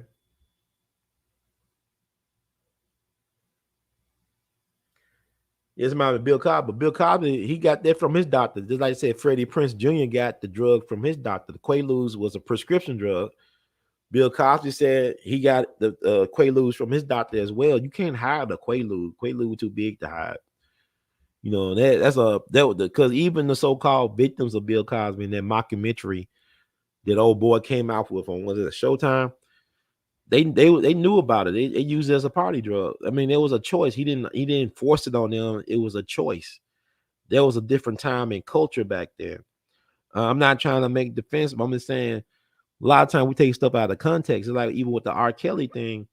If R. Kelly had went to New Jersey or Pennsylvania and stayed there and messed with them girls, the age of consent in Pennsylvania and New Jersey is 16. See, the age of consent is not even the same across the country. Now in Tennessee, it's 18, but in other places it's 17 and 16. And there's other exceptions to the so-called consent rule. But that is, it's a bunch of apples and oranges and stuff like that. But with old boy here, I don't know. You got to make deals. You do know that you make deals. Patrice O'Neal talks about this. He joke about it when he's talking about how you could become big time, but if they do a favor to make you big time, you owe them back. You owe them, whoever them be, and they'll make you an offer you can't refuse. Like they say, well, you owe us. We made you big time, so we want you to go to this dinner party. We want you to take out the person that you're gonna be sitting next to. We want you to put this in their drink or in their food to take them out. And you try to say, well, I don't want to do that. I refuse. Well, okay, you don't have to do it, but we'll kill your family. We'll take out your family. We'll kill your mama. We'll do whatever we got to do. You don't have to do this, but going to be consequences for you not doing it. So he could have been in them bind where, he seen some things and knows some things. Look, Ellen DeGeneres is interesting. Like she lost two intimate friends at one point. Anne Heche, right? Anne Heche was a lover of hers. What is that? Anne Heche, that's her name, Heche or Heche, whatever. The one who died in that weird car accident. We saw her popped up out the when she was going into the ambulance, she popped up and resurrected and went back down. The next thing you know, she dead. That weird. They said she wasn't under the influence of anything, but they had allegedly saw some drugs in her car, allegedly, but they said she wasn't under the influence of anything. But yes, she was driving out erratically and stuff like that. Who to say that she had control of her car? Who to say that her car was being controlled? Because all cars are just computers, man. Cars are just, they got computers in them. Who to say somebody didn't hijack her controls to a car and just drove it the way they wanted to drive it? Because they said she wasn't under the influence of any drugs, allegedly, from what I read last. I don't know.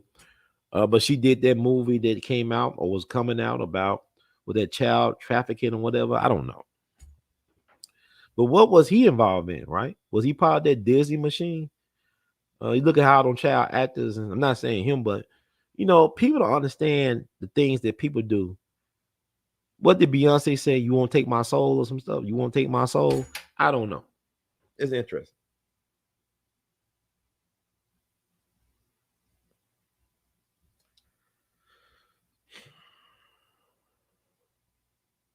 Okay, but I just hope that the best thing I say about this is like Dick Gregory, just pray that the truth come out. Pray at noon for the truth to come out.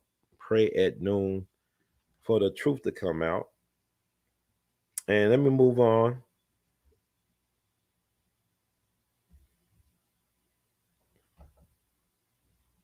Let me see.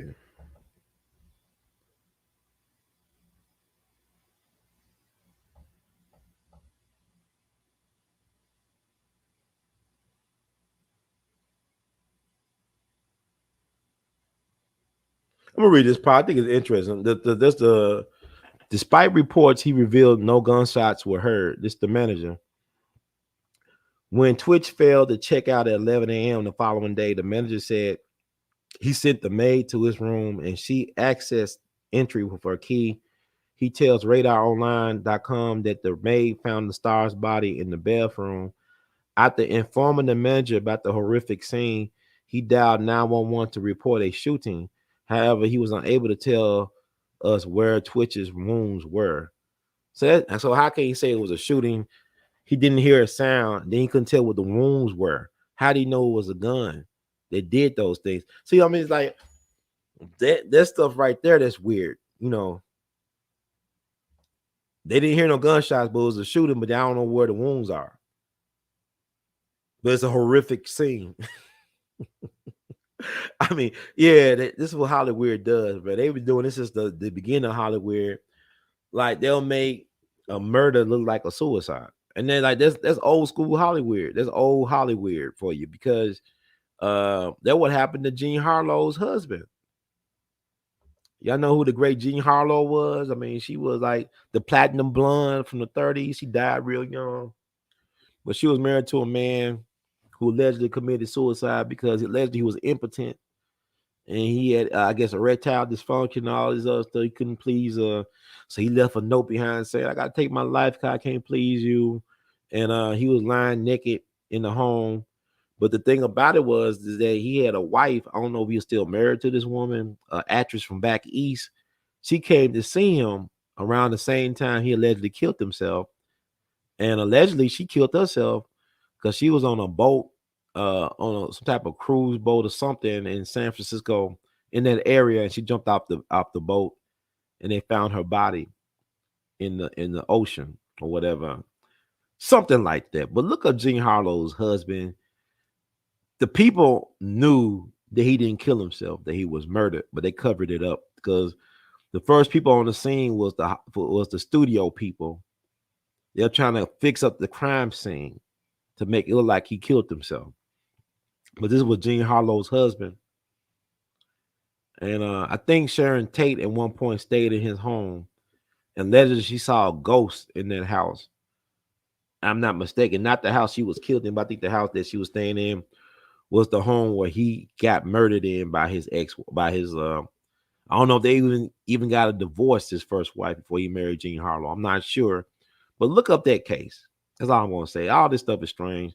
So they said that it was a gunshot, but they didn't hear no gunshot. They didn't know where to find his wounds. It's a horrific scene. So what really happened to the brother? I don't know. So, I mean, the games they play, man.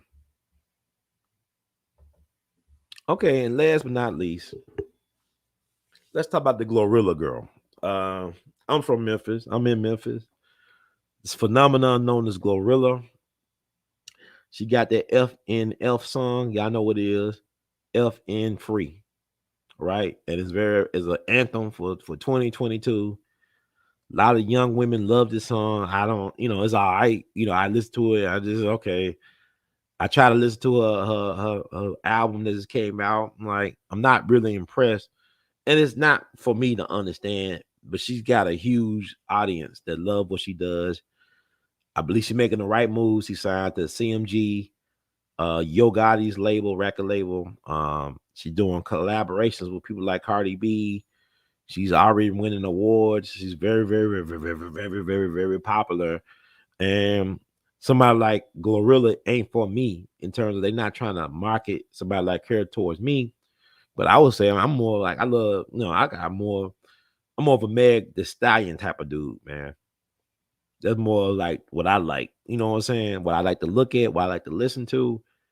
And I don't listen to a lot of Meg Thee Stallion, but I only listen to a lot of Cardi B. I prefer Meg Thee Stallion over Cardi B and this GLOrilla girl. But I want to talk about GLOrilla, not in a bad way. I wish her all the luck in the world, much continued success.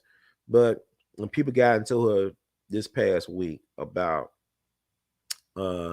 she's looking for an assistant, and people were mad that she only wanted to pay this would-be assistant $550 a week. That made a lot of people upset online. I think it's fake outrage because I don't know. It's funny to me. It's like, why you mad? $550 a week. You were one of the hottest music acts in the country or in the world. You could argue in the world. You get to have access to all these entertainers, maybe some weed and all that. If you love weed and contact highs, I couldn't do it. But you get to learn the industry at a certain level. It's an entry job, right? It can lead to a lot of different things.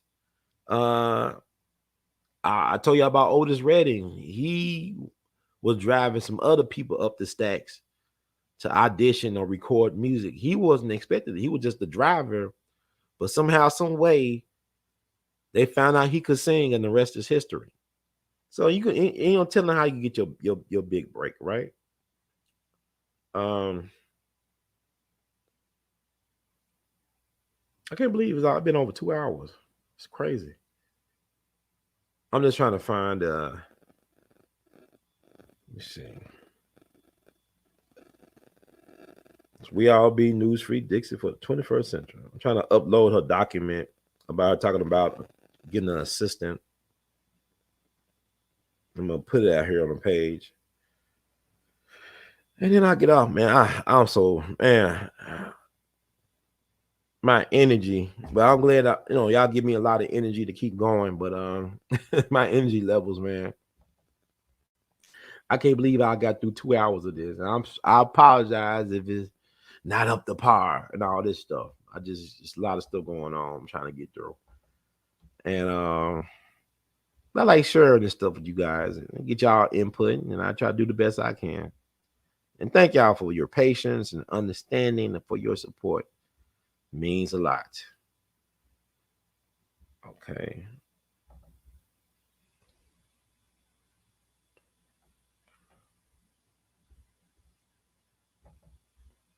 So we all be news free Dixie for the 21st century. I mean, I'll post that.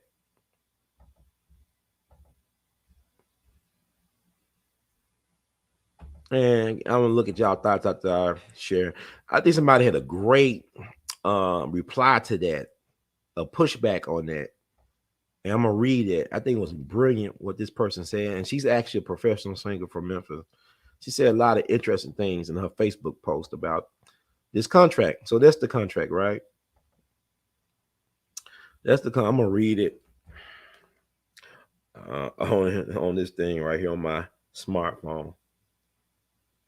It's like GLOrilla personal assistant job, qualifications, excellent communication and interpersonal skills, outstanding time management and organizational skills, customer service skills, ability to multitask and prioritize workloads, high level of attention to detail, organizing and managing all deliveries, discretion and confidentiality, educated to high school diploma level. That's qualifications, right? Responsibilities, manage calendar and schedule meetings, scheduling and maintaining the non-work related calendar of all events and appointments, doctor visits, dinner reservations, etc. Handle travel and itineraries for GLO arrangements, including ground transportation, flights, hotels, and other reservations to ensure smooth travel for all. Coordinate safety protocols with the road manager, security, and drivers. Travel with GLO to both business and personal related events. Organize meals, schedule grocery shops, mail pickup. Run various errands during the week and some weekends. File and keep track of wardrobe and receipts on occasion. Manage personal belongings, wardrobe schedule. Make sure GLO has related pieces for events. Packing and unpacking suitcases during travel. Keeping clothing and personal items organized when traveling. Attend weekly team meetings. Rate $550 per week. So you said, like, I guess you're not gonna work every weekend, but some weekends. So 5 days a week, give or take some weekends, $550 a week. And you look at what that $550 a week was that. Let's do this. That's $2,200 a week. I mean, a month, excuse me. If it was $2,200 a month, I mean, a week, nobody would be complaining, I think. But it's $2,200 a month to be her personal assistant. And she gave you all the qualifications and responsibilities. And a lot of people are mad because, Summer Walker had something similar and people went off on her about it. But here's the thing. I'm going to read what this young lady, this singer, this professional singer, had to say about the whole thing.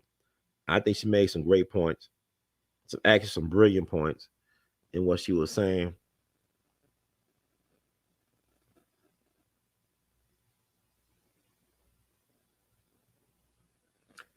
This is for Kia Johnson, right? Great singer here in Memphis. Ensemble young, beautiful sister. She said $550 a week is $2,200 a month. $2,200 a month is $26,500 a year. 550 divided by 40 hours a week is $1,375. In Memphis, most places are hiring around $15 an hour. I'm sure she's paying for all expenses. And if this assistant is going to have to be with her, all flights, transportation, backstage, passes, etc. This is a great way into the industry for a college age student.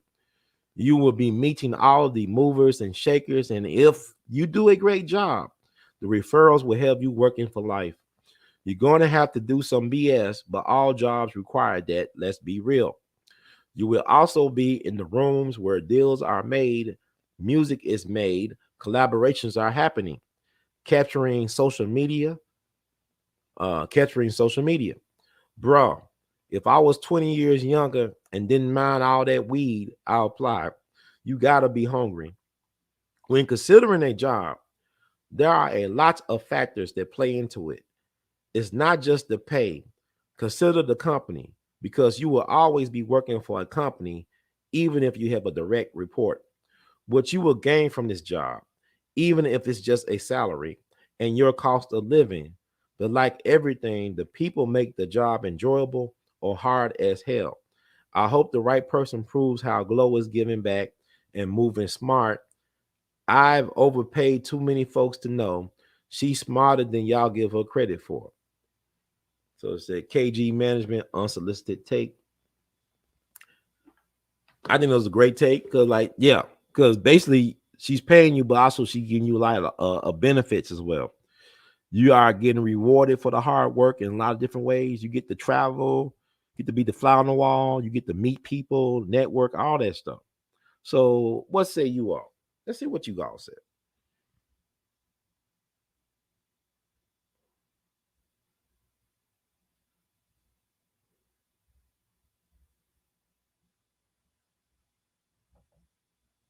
Got to pay for the all makeup videos, dollars. Are you talking about the artists themselves? Yeah, cause I don't know. I'm not pocket watching no GLOw. She just up and coming. I mean, it's 550 a week, but depends on where you at in your life. Now, if you a person that of a certain age, yeah, there will be too much to do. I agree. But if you a person just started off in life, got out of high school or college, even, why not? I mean, it's a chance of a lifetime.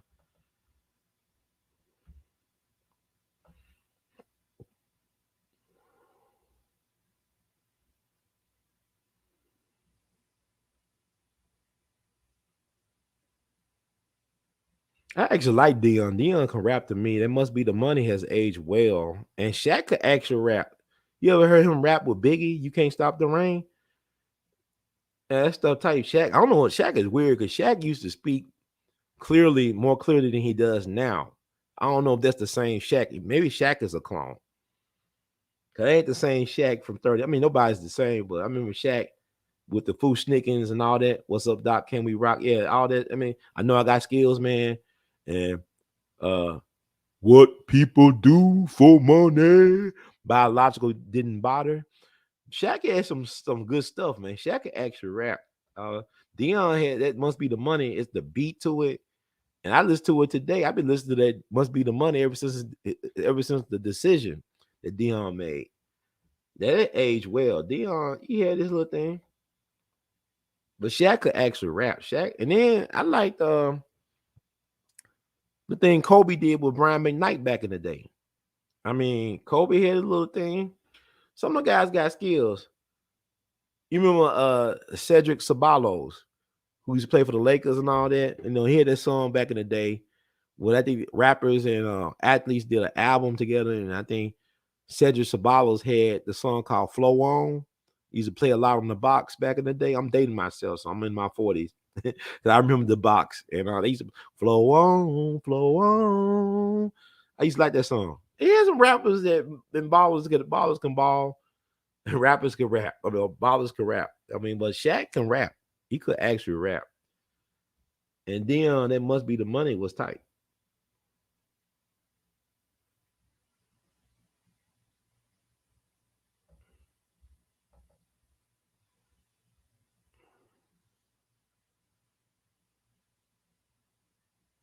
Yeah. You know what I'm saying? Like people weird. That's why people don't know what they talking about because GLOrilla is just a young, up and coming rapper who got a hit real early.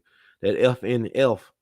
And I'm not counting. I mean, because Summer Walker, people say, well, just 2,000 a month. I mean, you don't know what her contract thing is. I mean, I think Summer Walker made some big contract deals or something. It's like even Meg Thee Stallion when she was signed to that baseball player Crawford. I think I don't know what type of deals these people be making because they want to get on. So I don't pocket watch. I don't know what people money is. You can look at, like you said, everything that glitters ain't gold. So you can look at the music videos of them. They popping and locking and whatever they doing. And we all know that a lot of this stuff is rental stuff, like them cars and everything, even the clothes. But like you said, Luna, great points. The money is in whoever controls those contracts. That's where the money is at.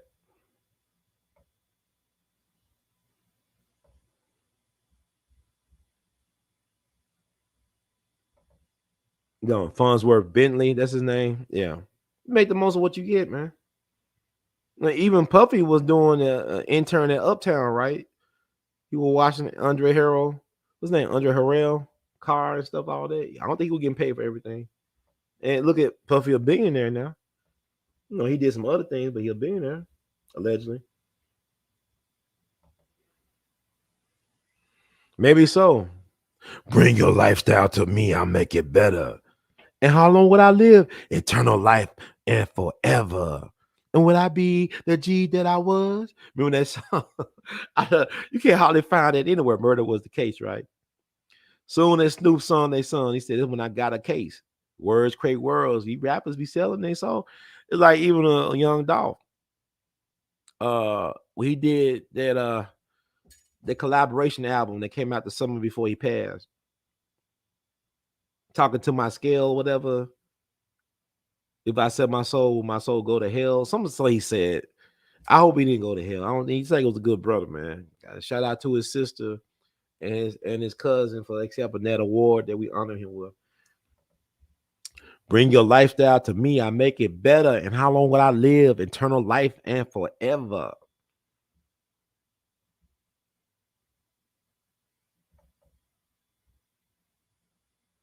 What?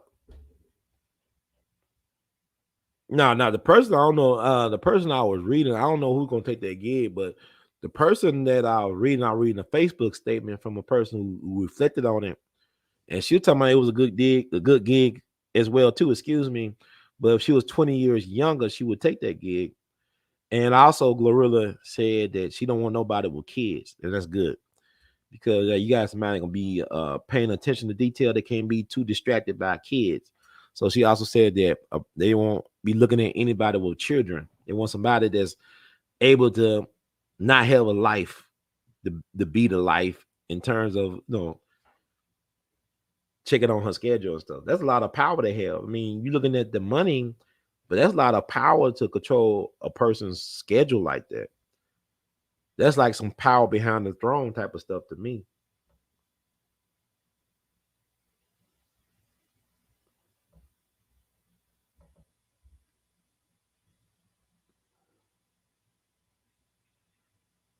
It's all. See, my thing is those type of situations don't. It reveals who you really are. Money reveals who people really are. Certain situations, people say, "Well, this help you create character." No, you already who you are at 5, supposedly. Who are you? Whoever you are or going to be, you already dead at 5.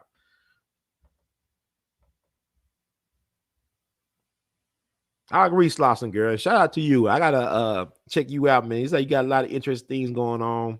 Slauson girl, I appreciate your input on some of these videos and stuff as well. I'm about to check out your stuff. You're like good people, man. I heard some good things about you, I believe. And I believe you're a good person. Thank you for following. It's an honor to have you follow me and provide your input. I think is a good opportunity too, because you never know. I mean, y'all looking at the 550 is short term. You're looking at long term. The people that you connect with, you never know who you may meet and all that stuff and change your life.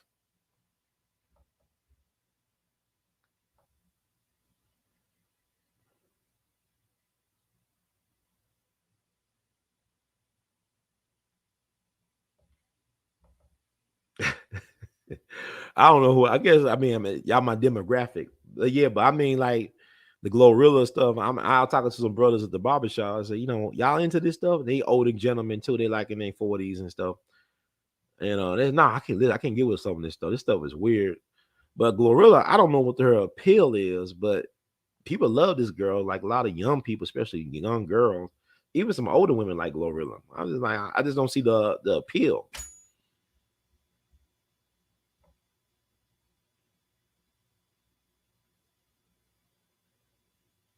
Yeah, even 2Pac, he started out as a dancer for Digital Underground, right? In MC New York, he had to get interest way, and eventually he started rapping with them, right? All around the world, the same song. All around the world, the same song. Remember that song? And 2Pac did his thing, and Shock G produced some of his songs, some classics. Shock G was brilliant. That's another song. Shock G was a brilliant like producer and a music visionary. Then Humpty Dan still go hard, but I'm saying 2Pac was a roadie and then became a dancer, and the rest is history, right? So you gotta start somewhere. Y'all like GLOrilla can give her all a bed because you gotta look at the deals she made. She made some interesting deals. Like all of them be making these weird deals because they want to get on. So I don't even know she really eating off of FNF like she should be eating off of it, according to some of the things I read on social media. But anyway, I'm not,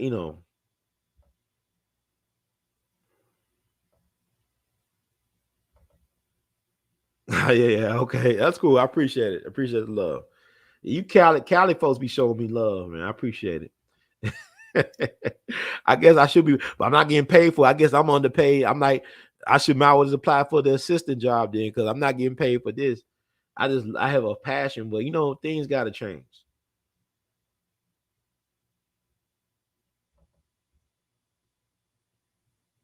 Yeah. But like if you got a plan though, like if you got a plan, if you like I'm trying to be somewhere, if you got like a 5-year plan or 1-year plan, or you got a vision board, this is just a regular job because she could get a job. You could get a job easily working somewhere like at Popeyes or anywhere like that. But yeah, you working like where you get to travel the world, man. You meeting all types of VIPs. You don't know, you know. I don't know, man. I just look at it differently because even with me, like with Dick Gregory talking about the feeder, man, I'm traveling around the country. Dick ain't paid me nothing. I'm just traveling to Kansas City, going to New York, going everywhere, going to Atlanta.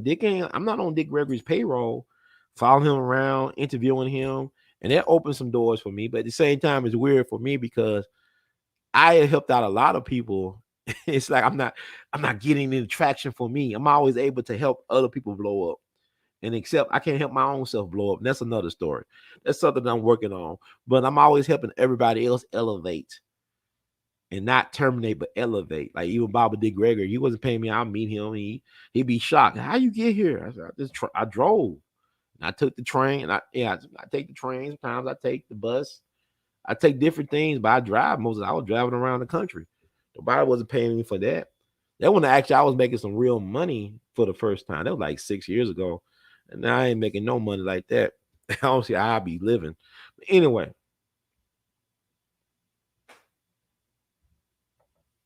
Yeah, perks, opportunity exposure.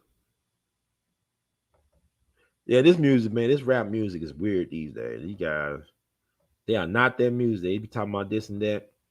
Why you gotta respect Frank Sinatra, man, because he was a real G, man. That man was gangster. He about that life. These guys, Gunna them, they can't do no life. They can't do life. He about that life. But anyway, yeah, that's F Naga free. No, Uck Naga free. It's Uck Naga free. Imagine. I'll text it to you. Let's go hard.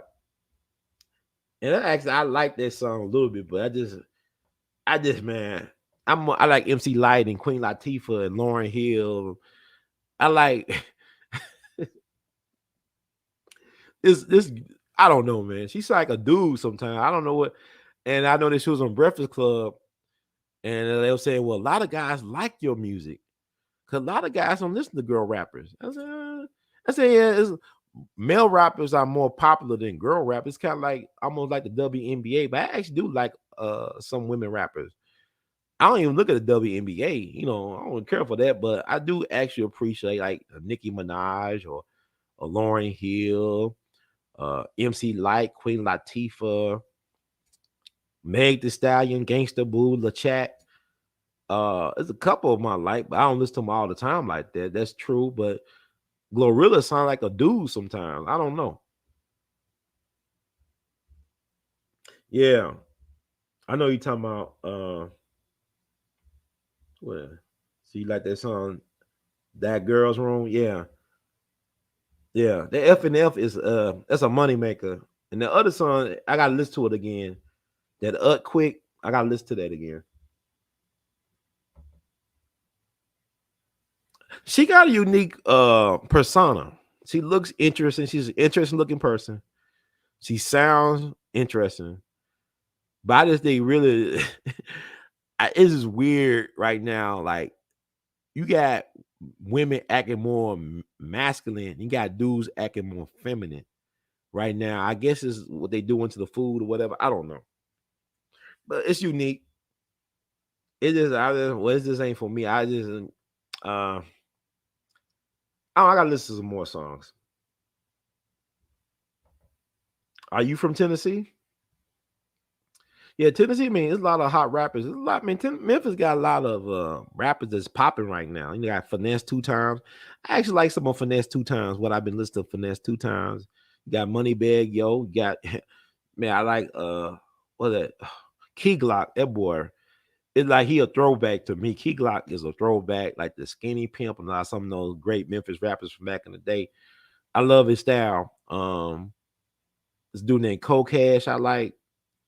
It's a couple of guys out of Memphis. Memphis is doing their thing, man. There's a lot of great Memphis rappers. I don't know if she's an alphabet person, but she is kind of like a drowsy. Yeah, I can see that. Definitely see that. But I mean, it works for her, man, because like it's like, you know, because the environment and climate we in right now, that type of look and sound works for her. So I'm sure like a lot of alphabet people like us though.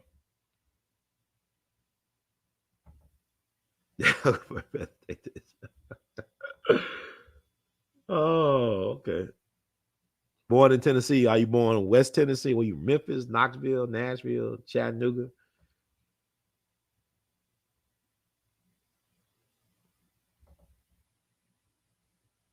Yeah, the music back then had soul though. They actually did a job, I believe, in the 80s to destroy the soul in the music. When they started moving from actual musicians to like electronic music and all that stuff, the way the music was made, you know, because some of that live instrumentation, man, something about that. Like if you listen to like I Can't Turn Loose by Otis Redding, that stuff is amazing. Do yourselves a favor and listen to Otis Redding. I Can't Turn Loose. I think it's I Can't Turn Loose. If I'm saying it right, I'm always weird like how I'm saying stuff. I don't know if I'm saying the words right. I'm about to get off this show though. I'm doing what I'm about to do. I Can't Turn Loose. I think I Can't Turn Loose. Let me see. I don't know. I can't.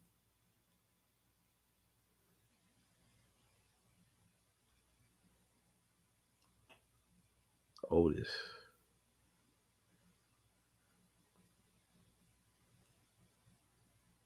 I Can't Turn You Loose. I Can't Turn You Loose by Otis Redding. That, oh my God. It's like not just his voice, but just the instrumentation, the guitar, the drums, the horns, man. That's beautiful, like organic. It's like the waves are crashing. Like it's just an amazing song.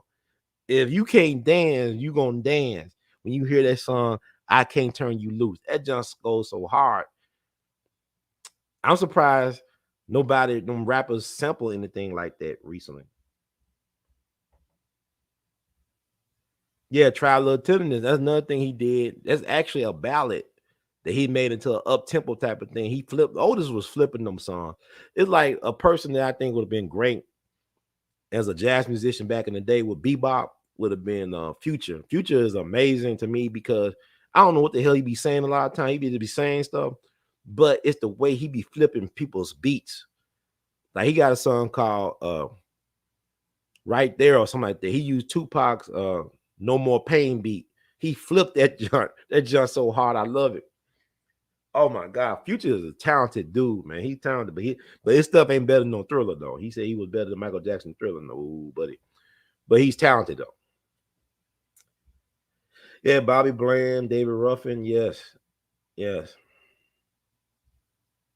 yeah, the sister that used to be chubby from Florida, she got an amazing voice.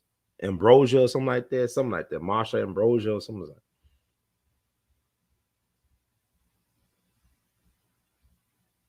I love David Ruffin. I mean, that voice, man, he got so much soul in that voice. He won my top 10, David Ruffin, from Meridian, Mississippi. And Bobby Bland, you can't go wrong with Bobby Bland. I had a chance to meet Bobby Bland a year before he died. We was at the High Studios or Royal Studios historic market dedication back in 2012. Drake's daddy was there. Drake dad is from Memphis. Drake looked just like his dad. He got them eyebrows and everything. And I met Bobby Bland. Bobby Blue Bland was so cool, man. That man was in a wheelchair. But I was talking to him about the good old days. I was talking to him about, you was in that group with Johnny Ace and them, BB King. Y'all was the Bill Streeters. I said, y'all was like the Wu-Tang Clan of blues. He said, what? That man looked at me like I shot his mama or slapped his mama or something. He said, what? I said, sir, the Wu-Tang's like the Bill Streeters of hip hop. He said, that's right. That's right, son. That's right. Bobby Bland. I said, man, I'm also a big fan of Johnny Ace because Johnny Ace got his break. Why you gotta be prepared? You always gotta be prepared for your opportunity, and you create your own opportunity. Because Johnny Ace got his break as a star because Bobby Blue Bland, he supposed to have been recording some songs at Duke Rackets. Duke Rackets was actually founded in Memphis back in the 50s. It wasn't founded in Houston, Texas. But Don Roby, Gangsta the White Man, it was a white man named Dave Mattis who worked at WDIA. WDIA was a radio station, is a radio station in Memphis. It was the first radio formatted for black people. It was the first. Black radio was invented in Memphis back in October 25th, 1948 at WDIA. BB King used to be a DJ at WDIA. So did Johnny Ace. But Bobby Bland was supposed to record a couple of songs for Dave Mattis, the white man who founded Duke Records, who worked at WDIA. But Bobby Blue Bland was functionally illiterate. He couldn't read or write. Not that he couldn't just read music or write. Well, he couldn't read and write at all. He was illiterate, or he couldn't read. And I guess he couldn't write because he couldn't. Well, whatever. He was functional illiterate. Johnny Ace, John Marshall Alexander, who was a high school dropout, he ended up reading in place of Bobby Bland. He ended up singing this song called My Song, and the rest is history. Now, about Johnny Ace, he was the top black male singer in the country for 2 years in the early 50s. He got killed crazy. He died Christmas night, 1954, down in Houston, Texas, at City Auditorium. He was performing backstage, had his girlfriend on his lap, Olivia Gibbs. He was married back home to his high school sweetheart. He was known for pointing his gun, like Freddie Prinze. And when they say he played Russian roulette, he was known for pointing his gun at people and then pulling the trigger and nothing happens, and he'll point the gun at himself. But he also was known when they'll travel on the road to point his gun and shoot at road signs along the way. So Big Mama Thornton, you ain't nothing but a hound dog. She was his label mate, and she got on Johnny by pointing his gun at people and pulling the trigger. And Johnny told her, look, he pointed the gun at his girlfriend and pulled the trigger. Nothing happened. Olivia Gibbs was on his lap. And so he told Big Mama, said, look, Big Mama, whatever, this gun ain't loaded. See, look, I'm going to prove it to y'all. So he pointed the gun at himself, and he shot himself in the head. And Johnny Otis, a Greek American who was passing for black, he loved black people so much he wanted to be black. He married a black woman. His son wrote Strawberry Letter number 23, Strawberry Letter 23 or something like that. But anyway, 25 years old, dead on Christmas night, 1954. Had his funeral here in Memphis, Claiborne Temple, January 2nd, 55. Now, you know that Johnny Ace is the grandfather of Legacy. the great neo soul. I mean, Legacy is an amazing singer. Her grandfather is Johnny Ace. Her grandmother was one of Johnny Ace's side chicks. I want to say that her grandmother was Olivia Gibbs. I gotta talk to Legacy and ask her about that because she do claim Johnny Ace as a grandfather, and she looks like Johnny Ace and his daughter. They was like 2 years old when he passed on to glory. But anyway, that's enough of this. I'm good. We know Aretha Franklin, the song that she made famous, Respect, that was Otis Redding song. He wrote that song and recorded Respect first before Aretha. So every time she sung that song, that was going to his royalties. He was getting royalties. And Otis Redding got long time royalties out that song, but Otis died at 26 though. So he owned his copyrights and publishing when he died. But the thing about it is the Stax, that they own the catalog to Stax, but found out that their distributor, Atlantic, ran by Jerry Wexler, they own everything. Thank you, Jim and gents, for listening and for your donation. We love you, madly. Yeah, but her daddy was a legendary singer. You know, in order to get Johnny Ace as your headliner, you had to get B.B. King, Bobby Blue Bland, and Little Richard as your opening acts, and they all in the Hall of Fames. And Johnny Ace ain't nobody Hall of Fames, but the Jimmy Lunsford Legacy Awards. We gave him a plaque to his daughter, but Johnny Ace should be in a lot of Hall of Fames, man. Cause that man, he paved the way for like the Sam Cooks and the Ray Charles and the Jackie Wilsons and everybody.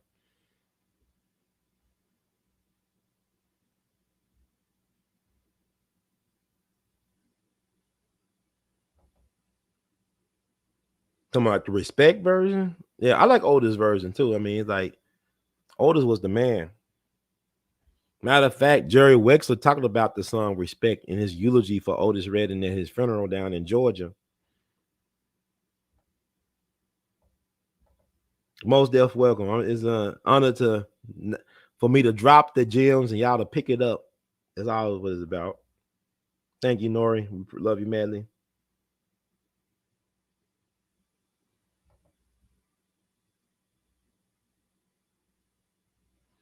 There's a lot of people, man. But you know, I commend the folks who didn't want to pass. They could have passed, like Adam Clayton Powell Jr., the great congressman, probably our greatest congressperson we ever sent to DC. You look at Adam Clayton Powell Jr., you couldn't tell he was a black man. He actually was passing at first when he was going to college, and they found out about it. He was felt ashamed, but he owned up to his blackness. And then you got the great Freddie Washington, who played in the first Imitation of Life. She was the first daughter in the first Imitation of Life, not the one with Lana Turner, but the one that was made in the 30s. Freddie Washington was a gorgeous black woman, and you couldn't tell she was black, but she chose to be black because Hollywood said, if you pass for white, we'll make you a star. It's like with Lena Horne. You pass for white, we make you a star, and they both refused. But Freddie Washington was a girlfriend of Duke Ellington, and then she ended up marrying Duke Ellington's trombonist, I believe, Lawrence Brown, if I'm not mistaken. But Freddie Washington, she and her sister was one of Adam Clayton Powell Jr.'s wives at one point. I think she was a dancer at the Cotton Club or somewhere, but she was gorgeous. Look at Freddie Washington and Lena Horne. Now, Lena Horne ended up marrying a white man, but she had an affair with Joe Louis, allegedly. Joe used to beat her up a little bit, I think. But she also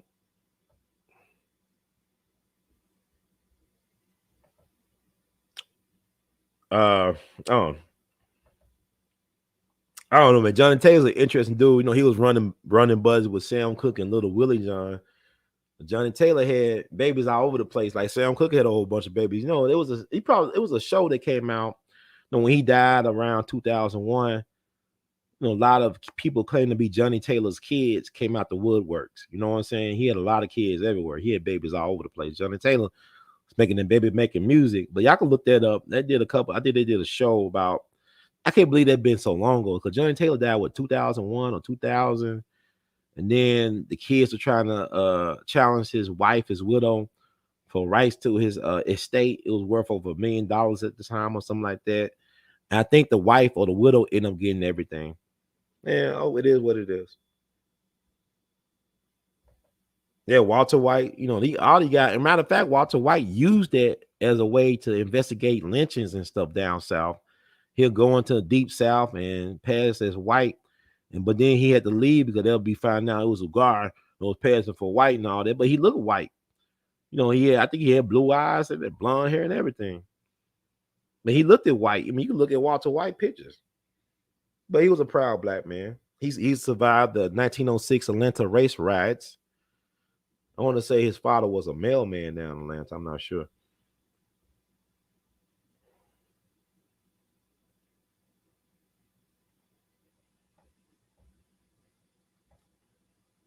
Yeah, but there's a lot to go on, man. There's a lot to talk about, but let me get out of here. I think I did everybody a survey. We talked about what we're going to talk about, and I can't believe I made it through almost 3 hours. I was so tired. Before I got on, there's so much stuff going on. But if you like the words from Brother Herb, please spread the word. You can subscribe. We all BTV, YouTube while you can. Also, we love your support. Cash App your support, $R2C2H2. Google Pay, PayPal, and Zelle your support, R2C2H2 @gmail.com. That's R2C2H2 @gmail.com. You can Venmo your support at R2C2H2 R2C2H2. Also buy Art of His Art, R2C2H2.com. Also, you can wear Art of His Art. Got my Charlie Parker stuff on. Bird lives. At our Teespring location. They should have the shelf below the description box. I don't know what's going on because they be blocking me a lot of times on stuff. I don't know what I have out there that's available. I hope y'all doing well out there. There's a lot going on. I can't believe this year is almost over with. Jesus, where has the time gone? But you can always invest in We All Be. The We All Be Group Incorporated is a recognized 501c3 by the U.S. government. You always invest in that, and it's a tax write-off. It's not just, it's a tax write-off. We got a 501c3, been 501c3 recognized since 2013. May 2013. Thank you so much for the donation, Lisa Cypress. We love you madly.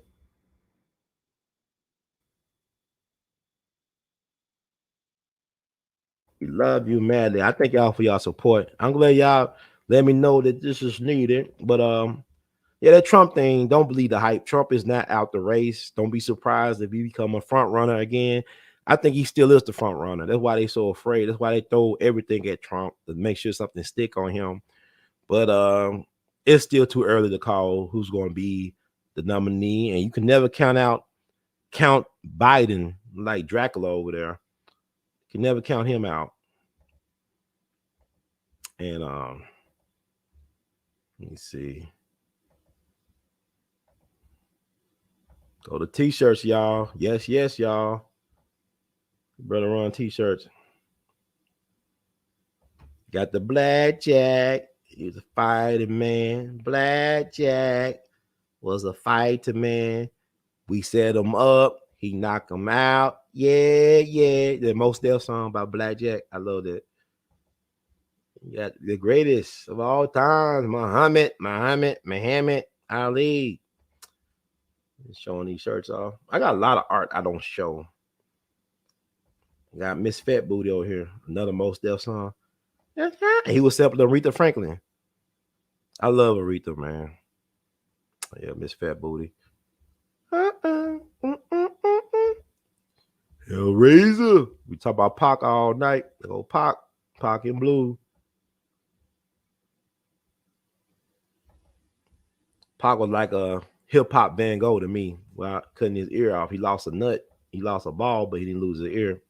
Like 2Pac Van Gogh. Yeah. So showing this stuff out.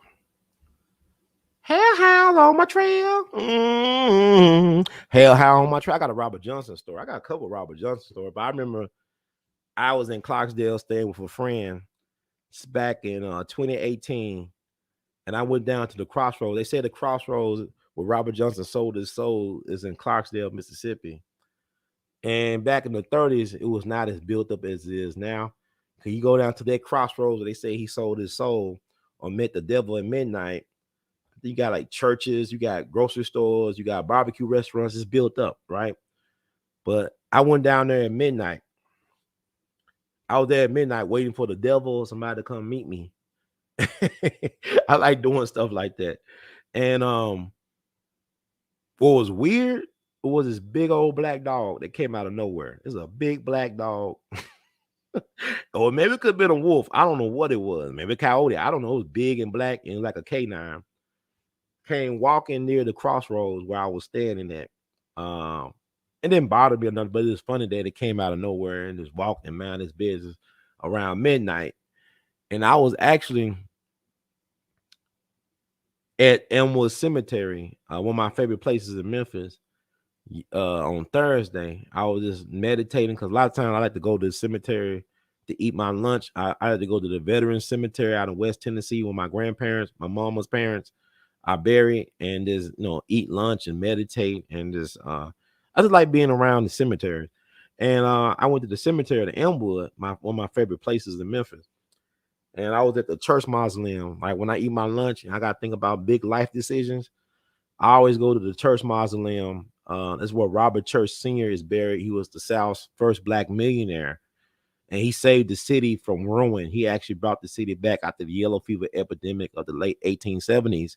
He brought the first city bond for $1,000 back then, which is a lot of money if you look at inflation or whatever, or just for like 2022 money. But he's buried there with his family, with his second wife, with his granddaughter who died at 95 and 80 years old, Roberta Church, with his son, Robert Church Jr., and his daughter from his second marriage.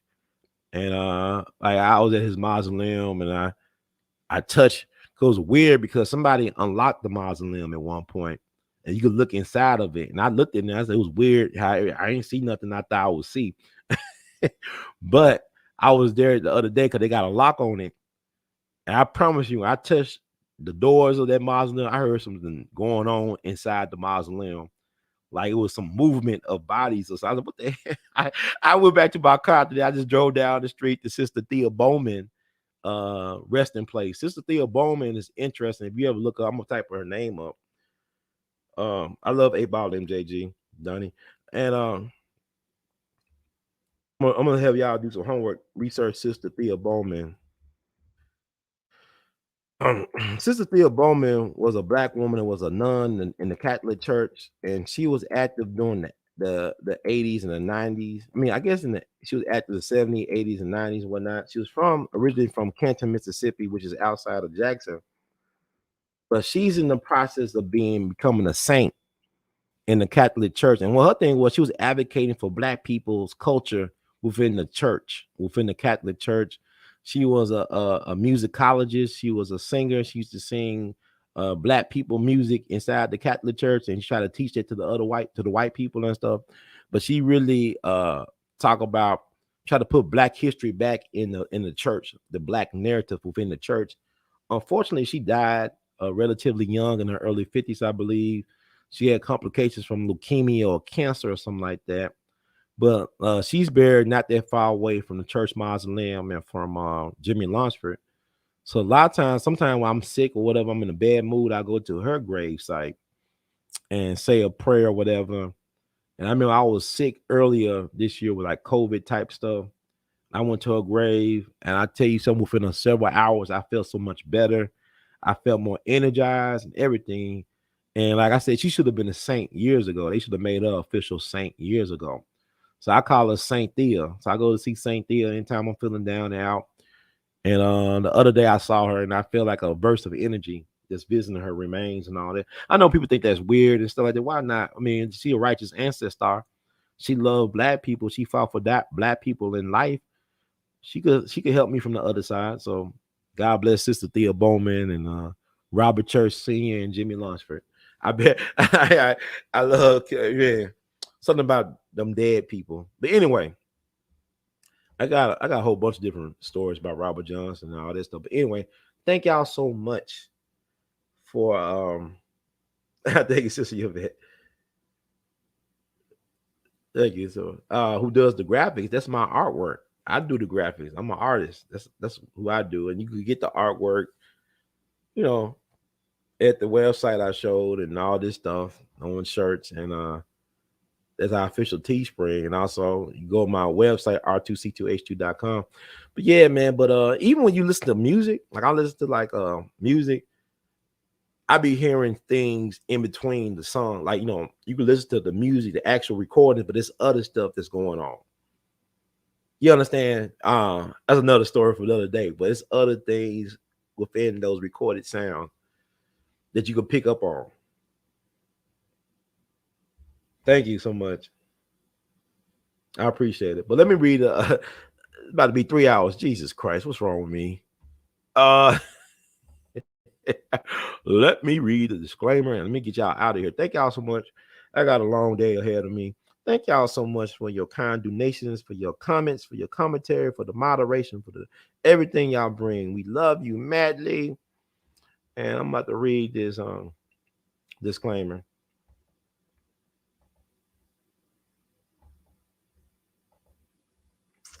The disclaimer: the views expressed by host and guests on the We All Be TV platform are not the official views, opinions, beliefs, or perspectives of We All Be News or the We All Be Group Incorporated. We All Be News is an organization that thoroughly believes in supplementing the information narrative that is usually supplied by the corporate news entities with those viewpoints and expressions which may be marginalized or ignored for a plethora of reasons.